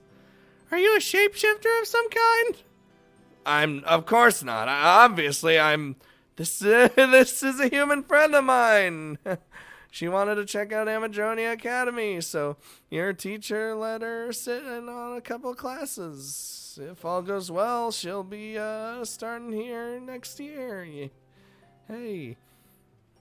I don't remember having anyone sit in on our classes. Did I skip the lesson she attended? No, if that were the case, then she wouldn't know who I am, would she? While Tix is lost in thought, I pull Draken close. Draken, keep it together. You're pretending to be human right now, remember? Of course Tix isn't going to recognize you. Oh, you're right. I totally forgot about that. Sheesh, no wonder the fairy forgot about me. Please stop calling her that. I really don't see it ending well. Having reminded Draken of her current form, I turn to face Tix once more. Well, whatever. Doesn't matter how we met. You're Sable's friend, right? Tell me, how do you two know each other? Did you go to the same school? Are you childhood friends? Are you an old girlfriend of his? Jeez. It's okay. You can trust me. I won't tell anybody about what kind of life you two led before coming here. So tell me all about this sordid relationship you two share. Come on. Come on. Unsure what to say, Draken glances toward me, seeking instruction. It's fine, Draken. Just play along. Make something up and roll with it. Draken nods her head in confirmation, then turns towards Tix with newfound confidence. Where do I begin? Sable and I went to the same human school. It was in a human city, near our human hometown human. We went there with lots of other humans, and learned all about human subjects, like hunting wildlife to extinction and killing demi-humans. Yeah, that sounds like a human school, alright. What was your relationship like? Did you want to come to Amadronia in order to be with Sable? Yeah, that's a good one. Yes, Sable and I have always been close. We started off as friends, then leveled up to childhood friends, and finally boyfriend and girlfriend. But before we could perform the bonding ritual, Sable broke it off. He went to Amadronia and I went to the business building to learn how to do human work. So you decided to get a job while Sable continued his studies. That's a shame. Draken is so bad at this. But you're here now, aren't you? Does that mean you'll be getting back together? Oh, yes, most definitely.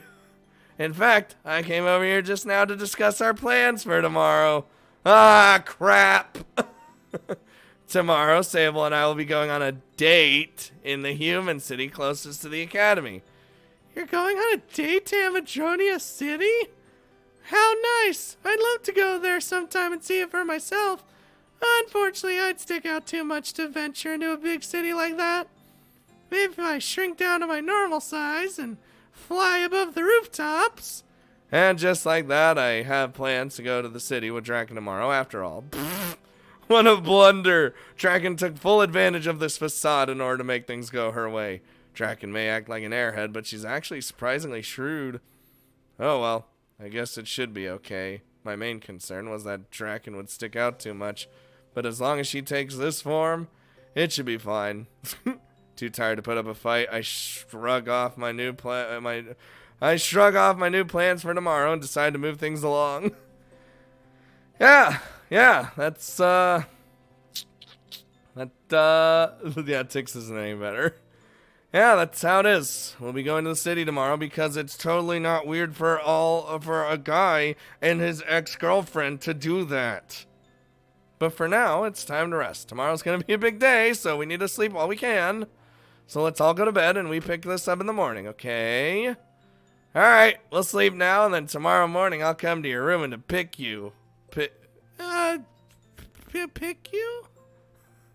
I'd rather hear more about how you two got along before Sable came to Amatronia. But I suppose that can be left for another day. Excellent, so we're all in agreement. Well, now hurry along, you two, before... Oh, well... Monk ass. The moment I think I'm in the clear, yet another troublemaker decides to make her appearance. Ray! I fancy meeting you here at this hour. To what do I owe the pleasure? Goodbye, V-Strike. Ray glares at me bemusedly as I try to play down her arrival. Unfortunately, it's already too late for excuses. Ray has overheard what was being discussed, and she's clearly unhappy. This is the urgent matter you had to discuss with the principal? You ran out of the cafeteria saying you had to deal with something of grave importance, but what you meant was that you needed to arrange a date with your girlfriends? Well, fuck. It's nothing like that. Tix is just my roommate, and this is, I look towards Draken as I attempt to come up with a feasible explanation to her appearance. One which doesn't involve her being my ex-girlfriend or any promise of a date. Unfortunately, with Tix on my side, I can't really do that without exposing our deceit and no doubt invoking Tix's ire. There's no need to explain. I understand the situation perfectly. 1 or 2 girls isn't enough for you. You need an entire harem, otherwise you won't be satisfied. I guess I'll just wait until it's my turn again. Have fun for your date tomorrow, stud. Wow, no, Ray, I'm telling you, it's not... Oh, what's the use? She isn't going to believe me anyway. Aww. Aww. Well, she just isn't going to believe me anyway. I'll try talking to Ray another day, after we've indulged in some much-needed rest. Huh, what was that all about? Yeah, that girl didn't seem too happy about you talking to us. Oh, could she be your new girlfriend since we already broke up? Ah, fuck! As your ex, I approve. Oh, shut up. Let's just call it a night already. Oh my god. What the fuck? Oh god. Hold on. Burst. I need some water. I'm gonna be back in a second. I need to pee. Oh, the peeing. Oh, the peeing. Oh, wait, you're gonna hear the stretch. Oh.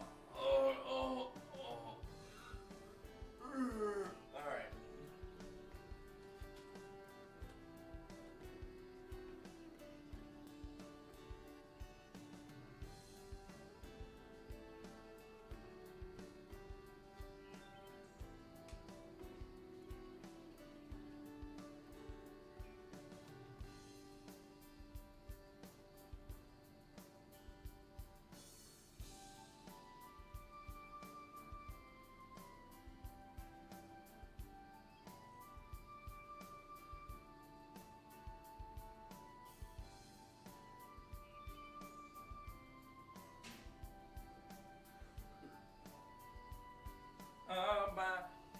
What is... Whoa! Okay. This is... Oh, hold on. Oh, I'm back. Okay, so you guys know what a skunk smells like, right? Lately, it happens randomly, like, throughout the day. But I've been smelling, like, skunk, like this weird skunk smell. I think it's coming from outside. I don't know where it's like, but I just start smelling it in the house, and I'm like, where the fuck, or what the fuck? And I don't like it. Like right now, I'm smelling it. I don't know where it's coming from. Oh no, what if a skunk died in the vents? Bruh. That'd be fucked up. Alright. No, never smelled a skunk before. The only reason I know is because back in California, there were a lot of skunks. And I've never, like, been sprayed by one.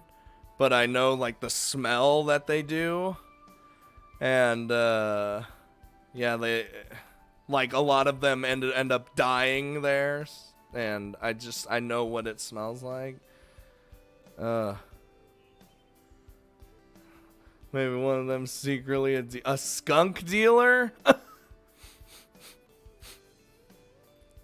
Because it's not like a...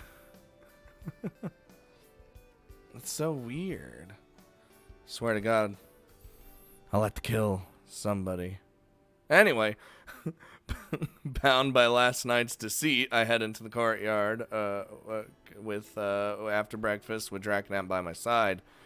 With her new form, while her new form was a success last night, the fact of the matter is that our sample audience was too small to be much of use. If we want to seriously consider heading into a human city, Draken needs to get used to walking around in this form and maintaining it too long, for a long period of time. Smell, not sell. It is for that reason that we have entered the courtyard so early in the morning. I still don't see why we have to do this. Last night you agreed to take me to the city today. Why do we have to put it off until another time? Because you can barely walk in a straight line. And you keep trying to bare your non-existent fangs. We'll spend today practicing, and if it goes well, we'll head to the city tomorrow. And if everything doesn't go well, then, well, it'll be a good thing that we just didn't head straight into this heart of the enemy territory. Huh. As strange as it may seem for me to refer to my own kind as the enemy, I've come to the realization that such distinctions are necessary while dealing with Draken. She doesn't understand many of the subtleties of dealing with others. But if I give her clearly defined terms like friend and enemy, then she will act appropriately. Did you live in Northern California? I lived like mid-California in like near Sacramento and shit. Is that mid? Yeah, that's mid-California, isn't it? Ain't it? Fine. Tomorrow then. So, what are we doing exactly? Just walking around and talking to people? That's right. You're unsteady on your feet and you keep making remarks unbefitting of a human. So to combat those two shortcomings of yours, we are going to practice doing both. It's not like I haven't already practiced walking. It's just hard to get used to not having wings and a tail.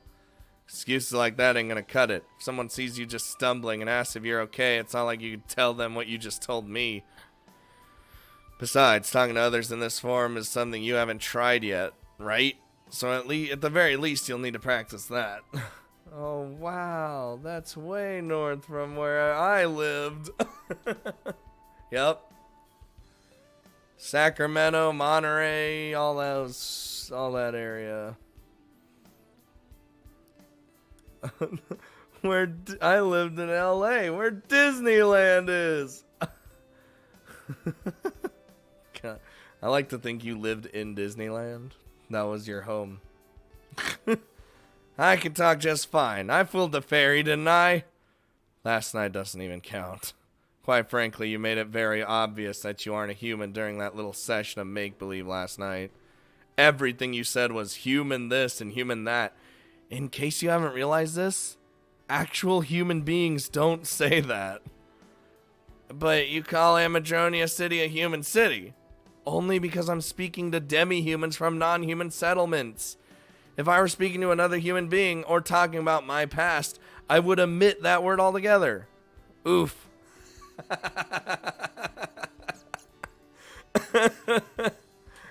Draken just oofed. I see. Oof.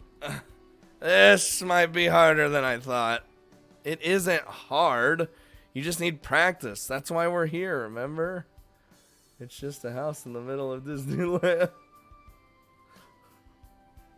Oh my god. Come on, let's go find someone to talk to. And if you stumble, I'll be right by your side, ready to support you. Oh, why is there actual self? Oh, whatever. Okay, that doesn't sound too bad. Lead the way, buddy. I'm all yours. We're really going to have to do something about the way Draken words things. Just by telling me to lead the way, Draken quickly runs ahead as if she's trying to prove to both of us that she's ready to stand on her feet after all. Steady on her feet, not stand on her feet. Space Marines. Oh, wait. Hold on. Hold on. Hold on. Hold on. Hold on. Where is it? Where is it? Where is the... No, where's... What's... Yes. Wait. Come on. Self-voicing enabled. Yes. Draken. Oof. I see. Go back, do it again. Draken. Oof. I see.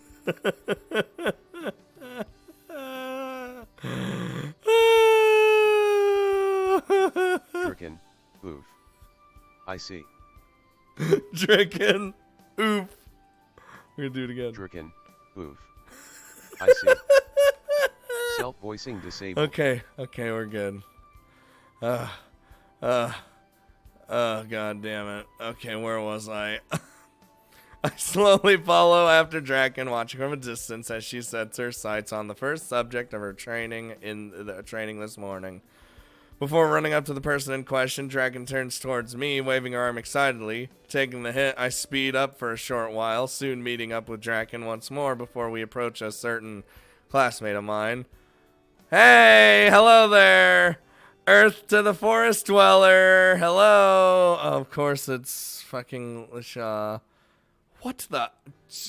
Hi there! We meet a guy for the first time, arrogant elf! It's already over! Do I know you? No, not yet you don't. I'm Seal!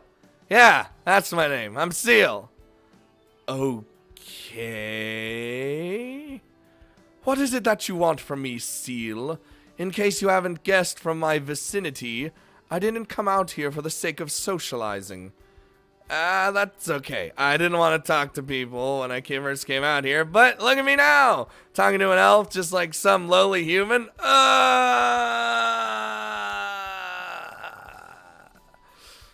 Huh? Before Draken can stick her foot any further down her throat, I enter the scene. Hey, morning, LaShaw. You're up early. God damn it, Draken. Sable? Oh, yes, I might say the same for you. I came out here in order to fill my stomach. I suppose you're here to do the same. Nah, nothing like that. If I had to rely on my food gathering skills out in the wild, I'd become a magic beast. If I'd become magic beast food in no time.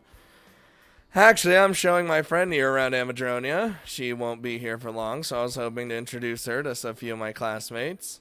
This creature is your friend? I suppose I shouldn't be surprised, considering the company you usually keep. Wow. Hey, Sable, is it my imagination, or was that supposed to be an insult aimed at me? Also, I like how my name is changed to, yeah. You're imagining things. So I take it that this creature is a human being like yourself. When you first came to Amatronia, you did mention that you had no experience dealing with demi-humans. Wow, you remember that? I'm surprised. Of course I remember. As I told you shortly afterwards, elves possess memory far greater than that of human beings. Yeah, okay, I understand. And you're right. Seal is a human being. Though if you have questions about Seal, you should really be asking her, not me. As at my prompt, Lisha glances at Seal. Seal smiles as she notices Lisha's gaze. In response to Seal's smile, Lisha nonchalantly averts her gaze, instead choosing to look at me once more. I have no questions. Quite frankly, I don't really care who that girl is or why she's here. All I want to do is eat in peace. Wow! Where is Terra Colt when we need him to enjoy the Soon life? God damn it. Leaving behind statements characteristic of the classmate I know and revere, Lisha heads into the forest without saying another word. Before I can so much as think about calling out to her, Lisha's figure has disappeared from sight, hidden by more trees than I can count. It would seem that the first attempt at conversation for Seal has ended in failure. Oh no. Somewhat deterred by Draken's first failure, the two of us reassess whether this is a good idea or not. In hindsight, my declaration that Draken needed to learn how to speak more like a human may have been short-sighted. When we do go to the city, we'll most likely be looking around rather than talking to people, and even if people overhear Draken saying a few odd things, they aren't going to jump straight to the conclusion that she's a demi-human. Nonetheless, we decide to give Seal another shot. Not with someone like Lisha, who generally wants nothing to do with others, but with someone who is used to dealing with strangers. Namely, the Academy's librarian. Morning, Jeru. Working hard as usual. I see. Dude, we're seeing all the characters today. I need water. Yeah.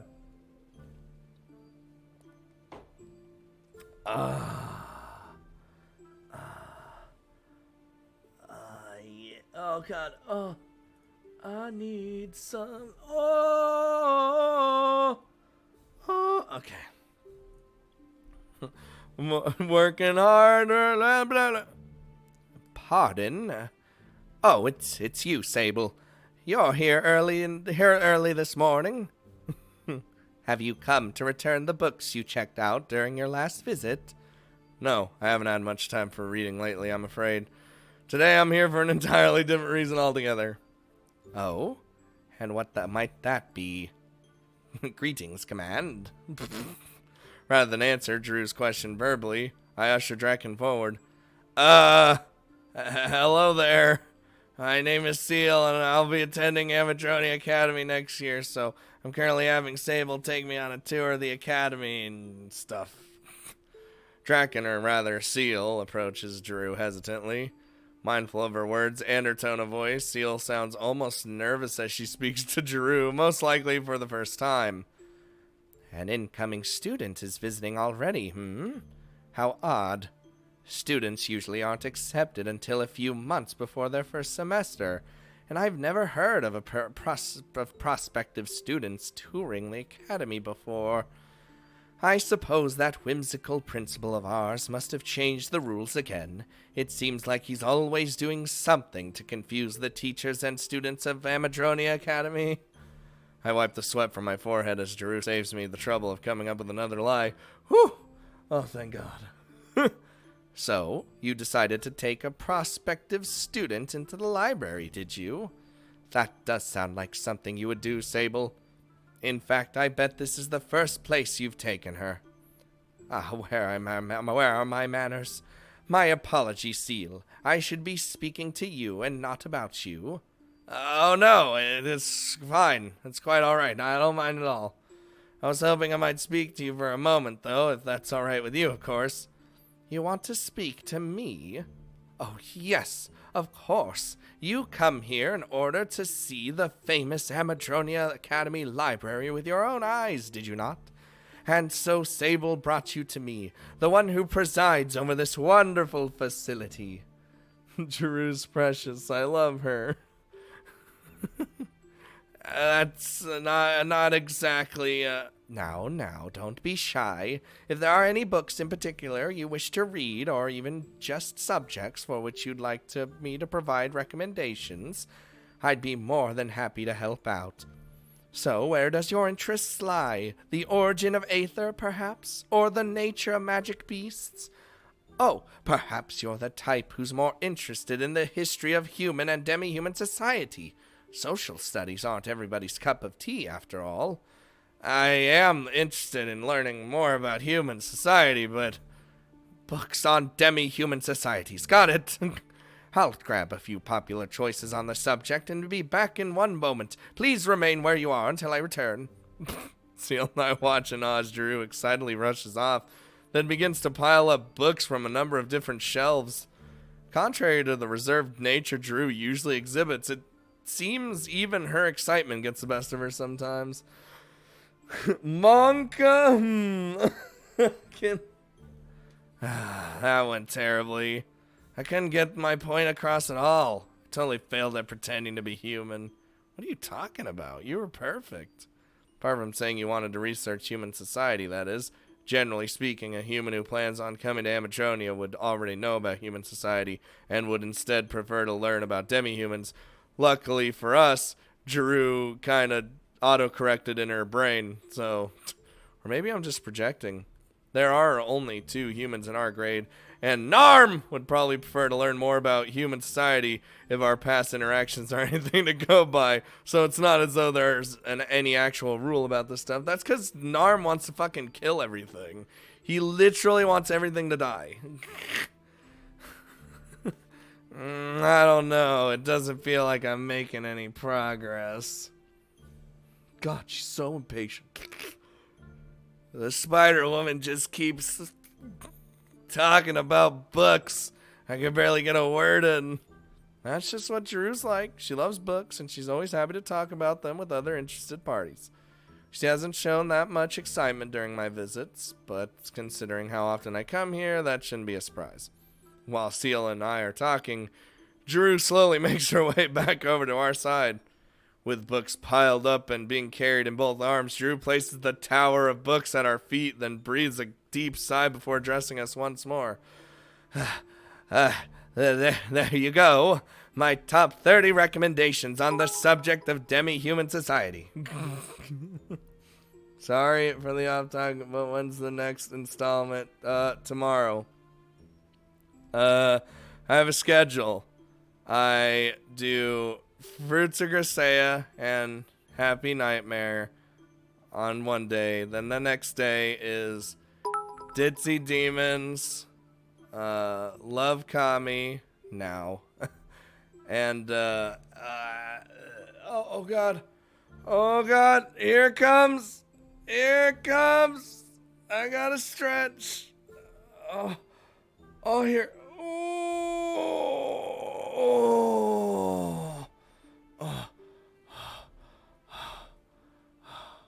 What was I saying? Oh, and Sabat. Those 3 are together. And then the next day is Shining Song Star Nova, Magical Marriage Lunatics, and then I usually take a day off after that, and then the cycle continues again. So if you're ever wondering when a series is coming out, that's usually how it goes. Just you should post a schedule on Twitter if you want. Just a suggestion. I might. It just kind of depends on what games are coming out, or like I'm playing, or you know.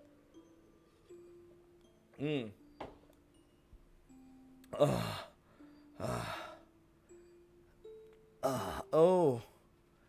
So much VN. See, and the best part is, I can keep track of all of it because I'm used to reading all sorts of stories all at the same time. So when I start to play another game, I already remember what's going on for the most part, and back in the game, you know. I used to be random. I used to not have a schedule. I used to be like, oh, I just want to upload. I would be like, I'll upload the same series like 15 times in a row, and that's it. That'd be my life. And then I'd be like, oh, I don't feel like doing it. But, you know, keeping to a schedule makes it all nice and good.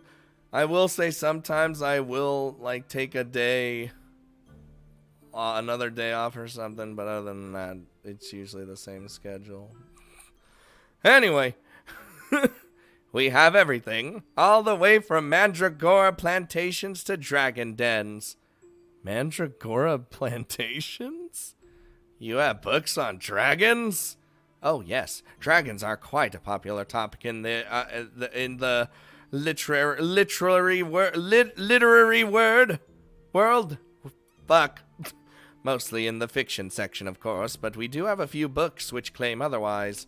Are you interested in dragons, Seal? You could say that. Oh, excuse me. But are the books here really non-fiction? Do they have actual facts on real-life dragons in them? Like I said, most of them are in the fiction section. There are some located elsewhere which purport to possess actual facts on dragons, but without knowing any dragons myself, it's not as though I can verify the contents. Oh, if you are interested in dragons, perhaps Sable can help you. Me? Oh, that's right. You told me that you have a friend who is half-dragon, correct? Ha ha ha ha ha. Oh, yes, I suppose I did. That's okay. I was just curious about whether the books here really did have any information on dragons or not. It isn't as though I have any questions I wanted to ask a real dragon. Really? I would think that a student interested in dragons would want to meet a real one. No, wait. Perhaps you're right. Meeting a real dragon would be rather scary, wouldn't it? You don't know that. Maybe some dragons are actually nice and fun to talk to. I suppose that's possible. If Sable can befriend a half-dragon, then perhaps there are sociable, kind dragons out there after all. Be that as it may, I don't think I'd ever have the courage to approach one myself. If you ever change your mind, I'd be happy to introduce you to my half-dragon friend. Yeah, this is... She's a bit impulsive at times, and her common sense isn't quite up to par, but she's certainly not violent or scary. That's right! You shouldn't be scared of a half-dragon you've never met before. You two should meet up with Sable President to mediate. Not that he has any more common sense than she does. Damn! A suitable retort executed without blowing her cover. Nicely done, Seal. Having broken the ice, Draken, Jeru, and I continue to chat at a volume typically unacceptable for our current environment. As the only students visiting the library so early in the morning, during the break between terms no less, we are able to speak without reserve for a long time before anyone else enters the room. Once a few more students enter the room, our conversation comes to an end. Jeru returns to her duties as the academy librarian. Seal and I lower our voices, and we all accept that we won't be resuming our discussion anytime soon. With that in mind, Seal and I leave the library and continue our search for students on whom Draken's form can be tested. Oh no. Can we test it on, I like that conversation, because it was just like, oh, the irony. With Tix, Lashaw, and Jeru already crossed off my internal list of associates, I mull over who to approach next. Eth and Ray would usually be safe choices. They're nice people. They're fun to be around, and Ray loves to talk, even to strangers. But after my discussion with Ein last night, not to mention Ray's misunderstanding, I feel that I'd rather keep my distance from those two for a little while. Let's see, who does that leave? Oh, I don't know, Hell. I could go and see Hell, yup. I'm sure she'll take any a chance she can get to talk to a cute girl whom she hasn't met before, and Seal certainly fits that criteria. That being said, I don't really want to expose Seal to that kind of treatment. Draken may not be able to, she may be able to handle Hell, but the persona she appears to be cultivating for Hell doesn't seem like one suited for confrontation. While playing the part of Seal, Draken might not possess her usual strength of mind needed to ward off Hell's advances, and that is not a scene I want to be a part of. Sable, where are we going exactly? Feels like we've been walking around aimlessly ever since we left the library. Chat, what? Oh, wait, what is that emote? Oh, Oh, that's what it is. That is a thing. What? What? Oh god. Looks like the internet died for like a second, but it looks like it's fine. That's weird. Brought back to reality by Draken's concerned words, I cast a glance on our way before sighing out loud. You might be right about that. I've been trying to think of someone else who I could take you to meet, but I'm having difficulty deciding. Oh, too many friends to choose from? Oh no, the opposite if anything. We could take her to see Narm! That'd be amazing. Really? You seem pretty popular to me. Really? Uh-huh. There's the elf, that red-haired girl, the plant, the fairy, the spider. And those are the only ones I know. Oh, and me, of course. You can't forget about your best friend. Believe me, Draken, if there's one person I'll never forget from my time at this academy, it's you. Ah! Thinking about what Draken has said for a moment, I realize that she's right. Even if I'm not exactly popular, I'm certainly not in a position where one could say that I have a few friends. In reality, I've become closely acquainted with more people during my first few months at Amadronia than I had during my entire high school life. For a former shut-in like myself, this realization brings about an odd feeling. Seal plus Narm? Top 10 death battles. Still, if you can't think of anyone else, maybe we should call it quits for the day? I'd say that Seal is already more than prepared for her debut in the human realm. I'd feel better if you spoke to a few more people first, but I suppose this should be good enough. I'll be right beside you anyway, so even if something unexpected happens, I'll be able to advise you accordingly. I am curious, though. How'd you quickly come up with the name Seal, anyway? You seem to think of it pretty quickly.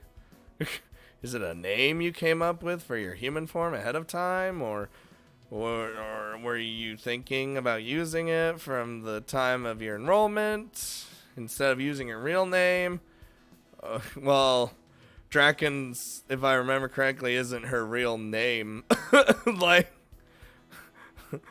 what makes you think that? Why do you think I came up with a fake name for myself before enrolling here? Did you hear something? No, nothing like that. I was just thinking about how LaShaw uses a different name for herself because her real name is difficult to pronounce. If one student does it, then there are bound to be others. So that's what you meant. No, I didn't think of Seal ahead of time. I should have, but I didn't. I was just frantically trying to come up with a human name, so I started playing around with my own name until I thought of something that sounds similar. Seal sounds similar to Draken? Uh-huh. Maybe they're just pronounced differently in non-human tongue. I may only speak English, but that doesn't mean the same applies for Draken. Oh, Draken.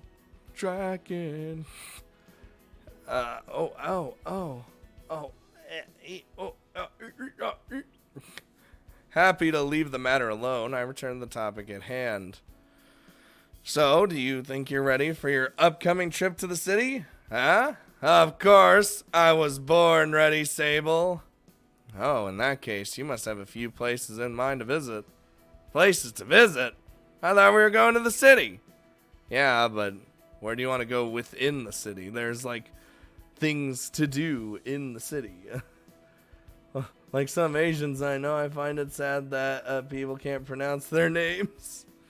I can't pronounce anything.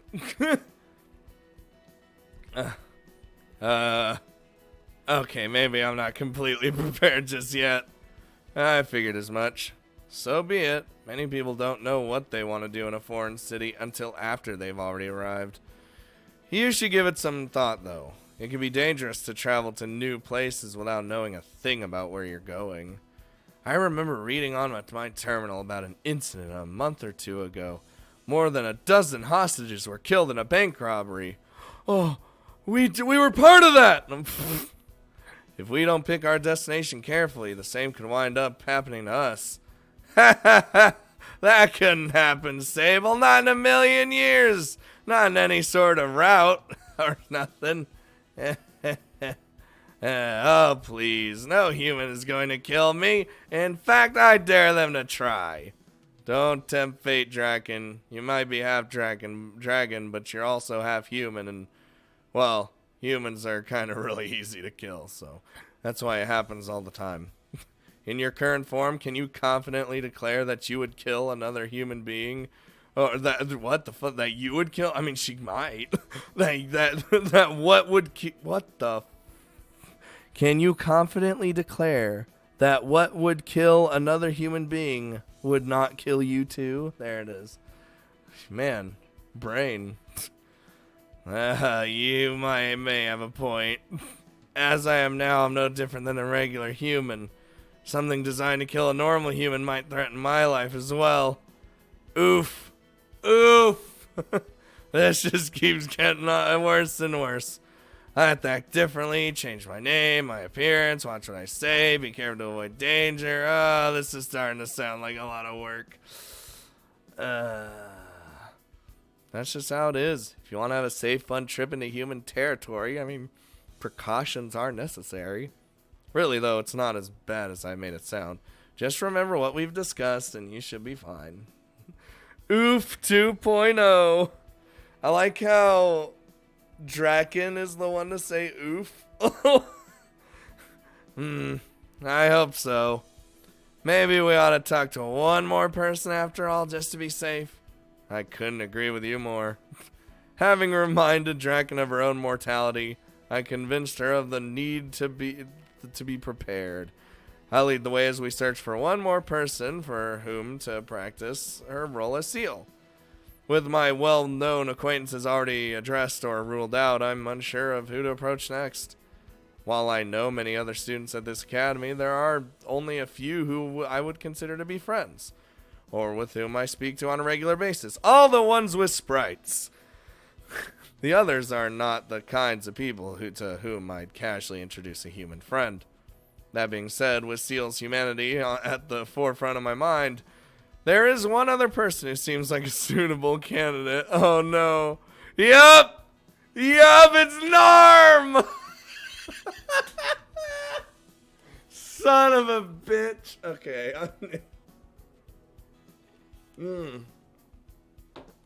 There it is. We wanted it. We're getting it. Dude, this is hype. Hey there, Narm! Oh, good day, fellow human. Good day to you too, fellow human. My expression contorts in disbelief as Draken immediately picks up on Narm's peculiar greeting. While I can understand that one might address another by their race at an academy where there are so many different human beings, or different beings, everywhere you look, I still find it odd that Narm would go out of his way to explicitly call me a human. Narm hasn't forgotten my name, has he? Do I know you, girl? Not yet, but as a fellow human being, I thought I should introduce myself. My name is Seal. I'm Sable's ex-girlfriend, and starting next year, I'll be a student at this very academy. Oh, is that so? And who is this Sable? Am I supposed to know this person? Wow, Narm! Wow! You kidding me, Narm? It's him! A King Croc. He did! He forgot my name! Unbelievable! So much for all that comrades in arms fucking shit he was trying to pull by getting to join me in the hunt. I'm kidding, Sable. I'm kidding. Stop making that dejected face. You are my only true ally in this academy, which is filled to the brim with inhuman creatures. There's no way I'd forget your name. Alright, Narm, you need a... Hi, Dr. William Smash. What's up? I wasn't feeling dejected. You're imagining things. Whatever you say, my friend. So, girl. I'm Seal. Yes, you did say something like that. But you're a woman, and I don't respect women. I just... Okay, Narm, you need to calm down, buddy. Girl, for what purpose do you seek to join this academy? You do realize that it is infested with demi-humans who I just want to break their goddamn necks, do you not? Narm, If you wish to learn about magic, there are other academies which cater exclusively to human beings. Depending on your financial situation and the location of your home, you might be better off elsewhere. Oh my god. Narm is after that Sable peepee. I don't understand. Why would I not want to attend this academy? Are human exclusive academies really that much better? I thought that humans were terrible at magic.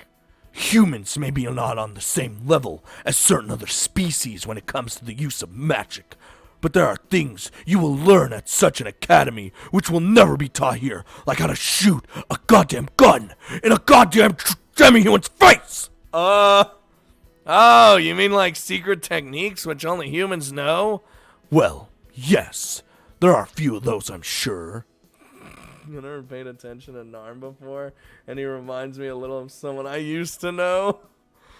You mean like to kill? Like, yeah, what did he hate? Be that as it may, I was instead referring to the studying of subjects not taught at an academy such as this. Exploring the history of human mages and their toppling of wicked demi-humans, for example.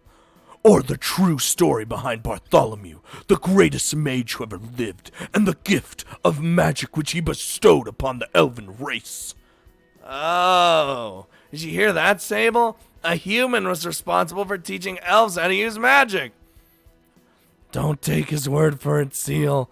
That's clearly misinformation. Everyone, he wasn't like racist or anything. He just hated everyone. He just almost he just hated. Yep, I autocorrected that in my head. Dude, this isn't Narm off his meds. This is Narm all the time. Call the teachings of Bartholomew what you will. His legacy has spread throughout the millennia for a reason, and they will not be forgotten anytime soon. Damn demi-human freaks. Millennia? What are you talking about? Didn't he die around 100 years ago? Baka. That is propaganda spread by the ungrateful elves who turned on Bartholomew after receiving his divine gift. That's why I goddamn hate elves. Fucking hate their stupid pointy ears and their stupid lankiness. I just want to rip off their arms and start fucking them. Whoa, Narm! You need to calm down. I was talking about fucking their armholes. Whoa! Narm! Okay, Narm. Okay. Hold on. Are we calmed down now, Narm? Yeah, I think we're good. Okay. We're good, Narm. Just relax. John Narm has no chill. Okay, Narm, let's just... I need some Monka S's in the chat. A lot of Monka S's in the chat.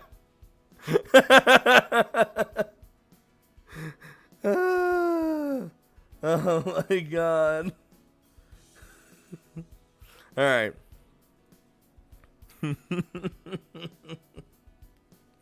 If you spend more time with your own kind and less time fraternizing with those inhuman creatures of this academy, you would know these things.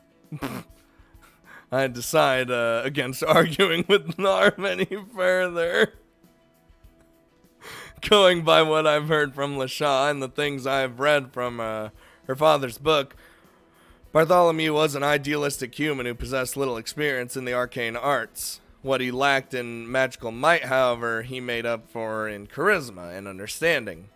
He was responsible for fostering acceptance of elves within human society, and is remembered even now for building a foundation upon which humans and demi-humans have started to grow closer. His fucking clothes are like... Dude, no wonder, or extra small. No wonder he's so mad. Sure. So while I find the accounts of Ein and Lasha, elves who were actually around during Bartholomew's lifetime, to be more reliable than Narms, I'm about to debate the man's legacy. I'm not about to. Now that I think about it, that does seem kind of strange. I mean, a human teaching other races about magic? That sounds completely backwards. Where the hell else would creatures such as elves learn to wield power as great as magic? I don't know. Maybe they stole a grimoire from a dragon or something? A dragon? Yeah, that would explain why elves sometimes live within walking distance of a dragon's cave. And even though they're liable to have their force raised. Are you sure that isn't for their own protection? Maybe they think that a dragon won't cause too much destruction so close to its home. That's possible. Why are you talking as if you actually know about dragons? No, that's see who. Everyone knows that dragons are the true pioneers of magic, right? And elves are always fleeing from the almighty dragons. It's just common sense.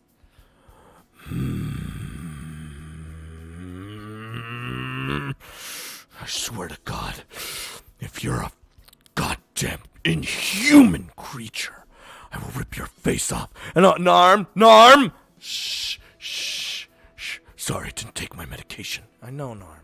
Shh, it's okay, Narm. I know. Shh. Come here, let me hold you. It's fine. It's just so hard, you know. It's so hard. Hating everything. I know, Narm. Shh. It's okay.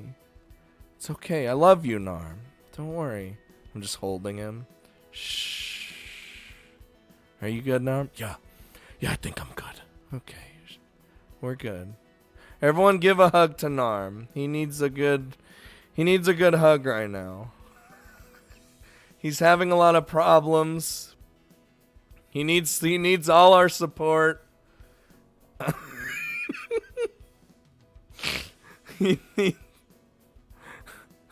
Having grown just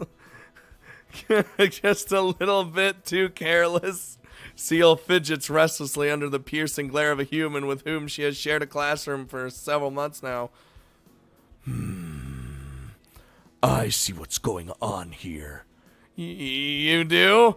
Yes, I understand now. You're a demi-human sympathizer. Just like Sable, aren't you? I just got done comforting you. I'm a what? Don't play dumb with me, you stupid bitch! Whoa! You know exactly what you are. Honestly, am I the only human around here who understands the position we're all in? We could just kill all of them! Narm! Just calm down! I came to this academy in order to keep an eye on you creatures. And to keep them in line. Yet humans like the two of you want nothing to do but befriend them! You have no idea how disheartening this is. God, I just can't handle this. Okay, bye, Narm. Shaking his head in displeasure, Narm turns away from his fellow humans and begins to walk off. Narm soon disappears around the corner, quickly vanishing from our sight without casting a single glance our way before leaving our vicinity. Despite the joy he initially displayed upon meeting up with two other human beings, a rare occurrence at Amadronia Academy, any such emotion drained away the instant he realized that our ideals were not the same. Huh, that was weird. That guy's completely different during class. He barely says a word, and on the rare occasion when he does speak, it's rarely pleasant. I didn't realize that he could actually hold a conversation with others. Yeah, I got the feeling that he was that kind of person.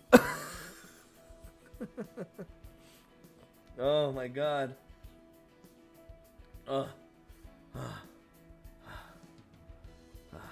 Narm failed November. He's nice enough to me, but that's only because I'm human. Narm makes no effort to hide his hatred to demi-humans. You think so? Seems to me like he doesn't really hate demi-humans. He just doesn't trust them. Draken. he literally talked about ripping an elf's arm off and fucking the armhole that the arm used to be in. How do you not call that utter hatred for a specific race? I don't. I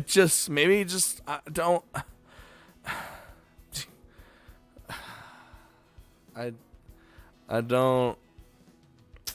Well, you know what? You know him better than I do. He may feel more comfortable around me, but that doesn't change the fact that we've barely spoken. More importantly, I think that went pretty well. Narm seemed suspicious when we started talking about dragons, but otherwise you pulled it off nicely. Trickin is a Narm sympathizer.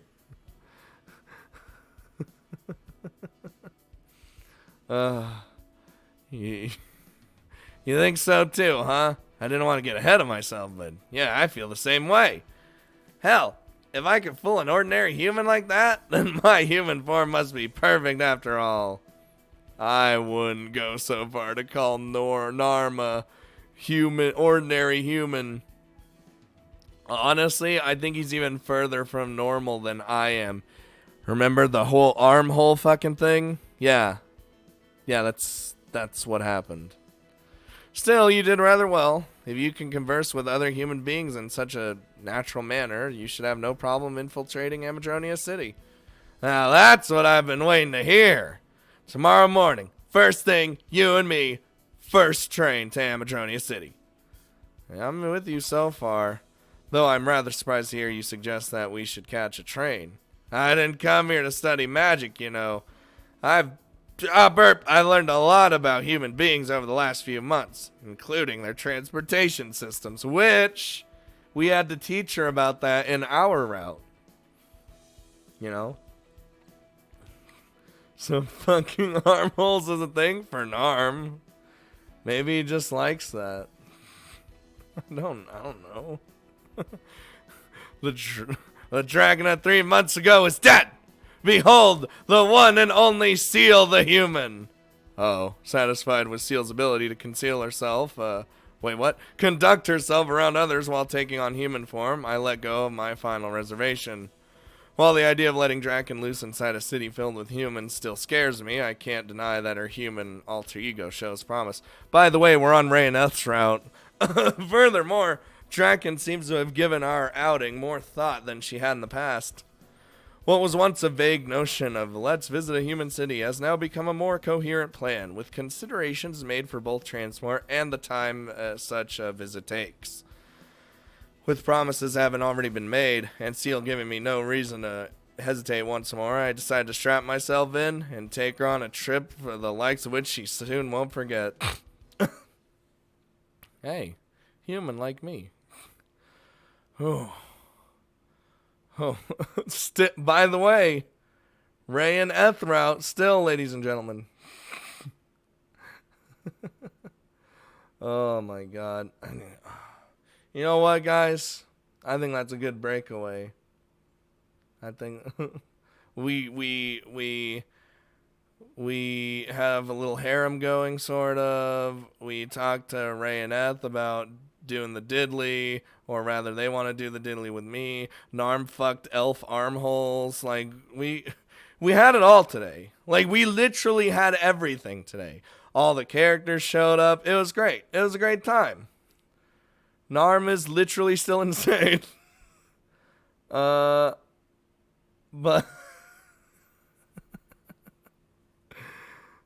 I think I'm gonna stop here. I still got like a recording or two to do, like a render as well, so I gotta take the time to do that.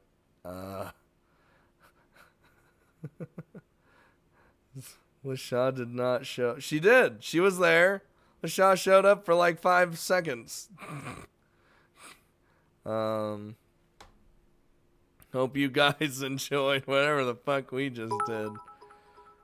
Started an hour late and now you got 30 minutes early.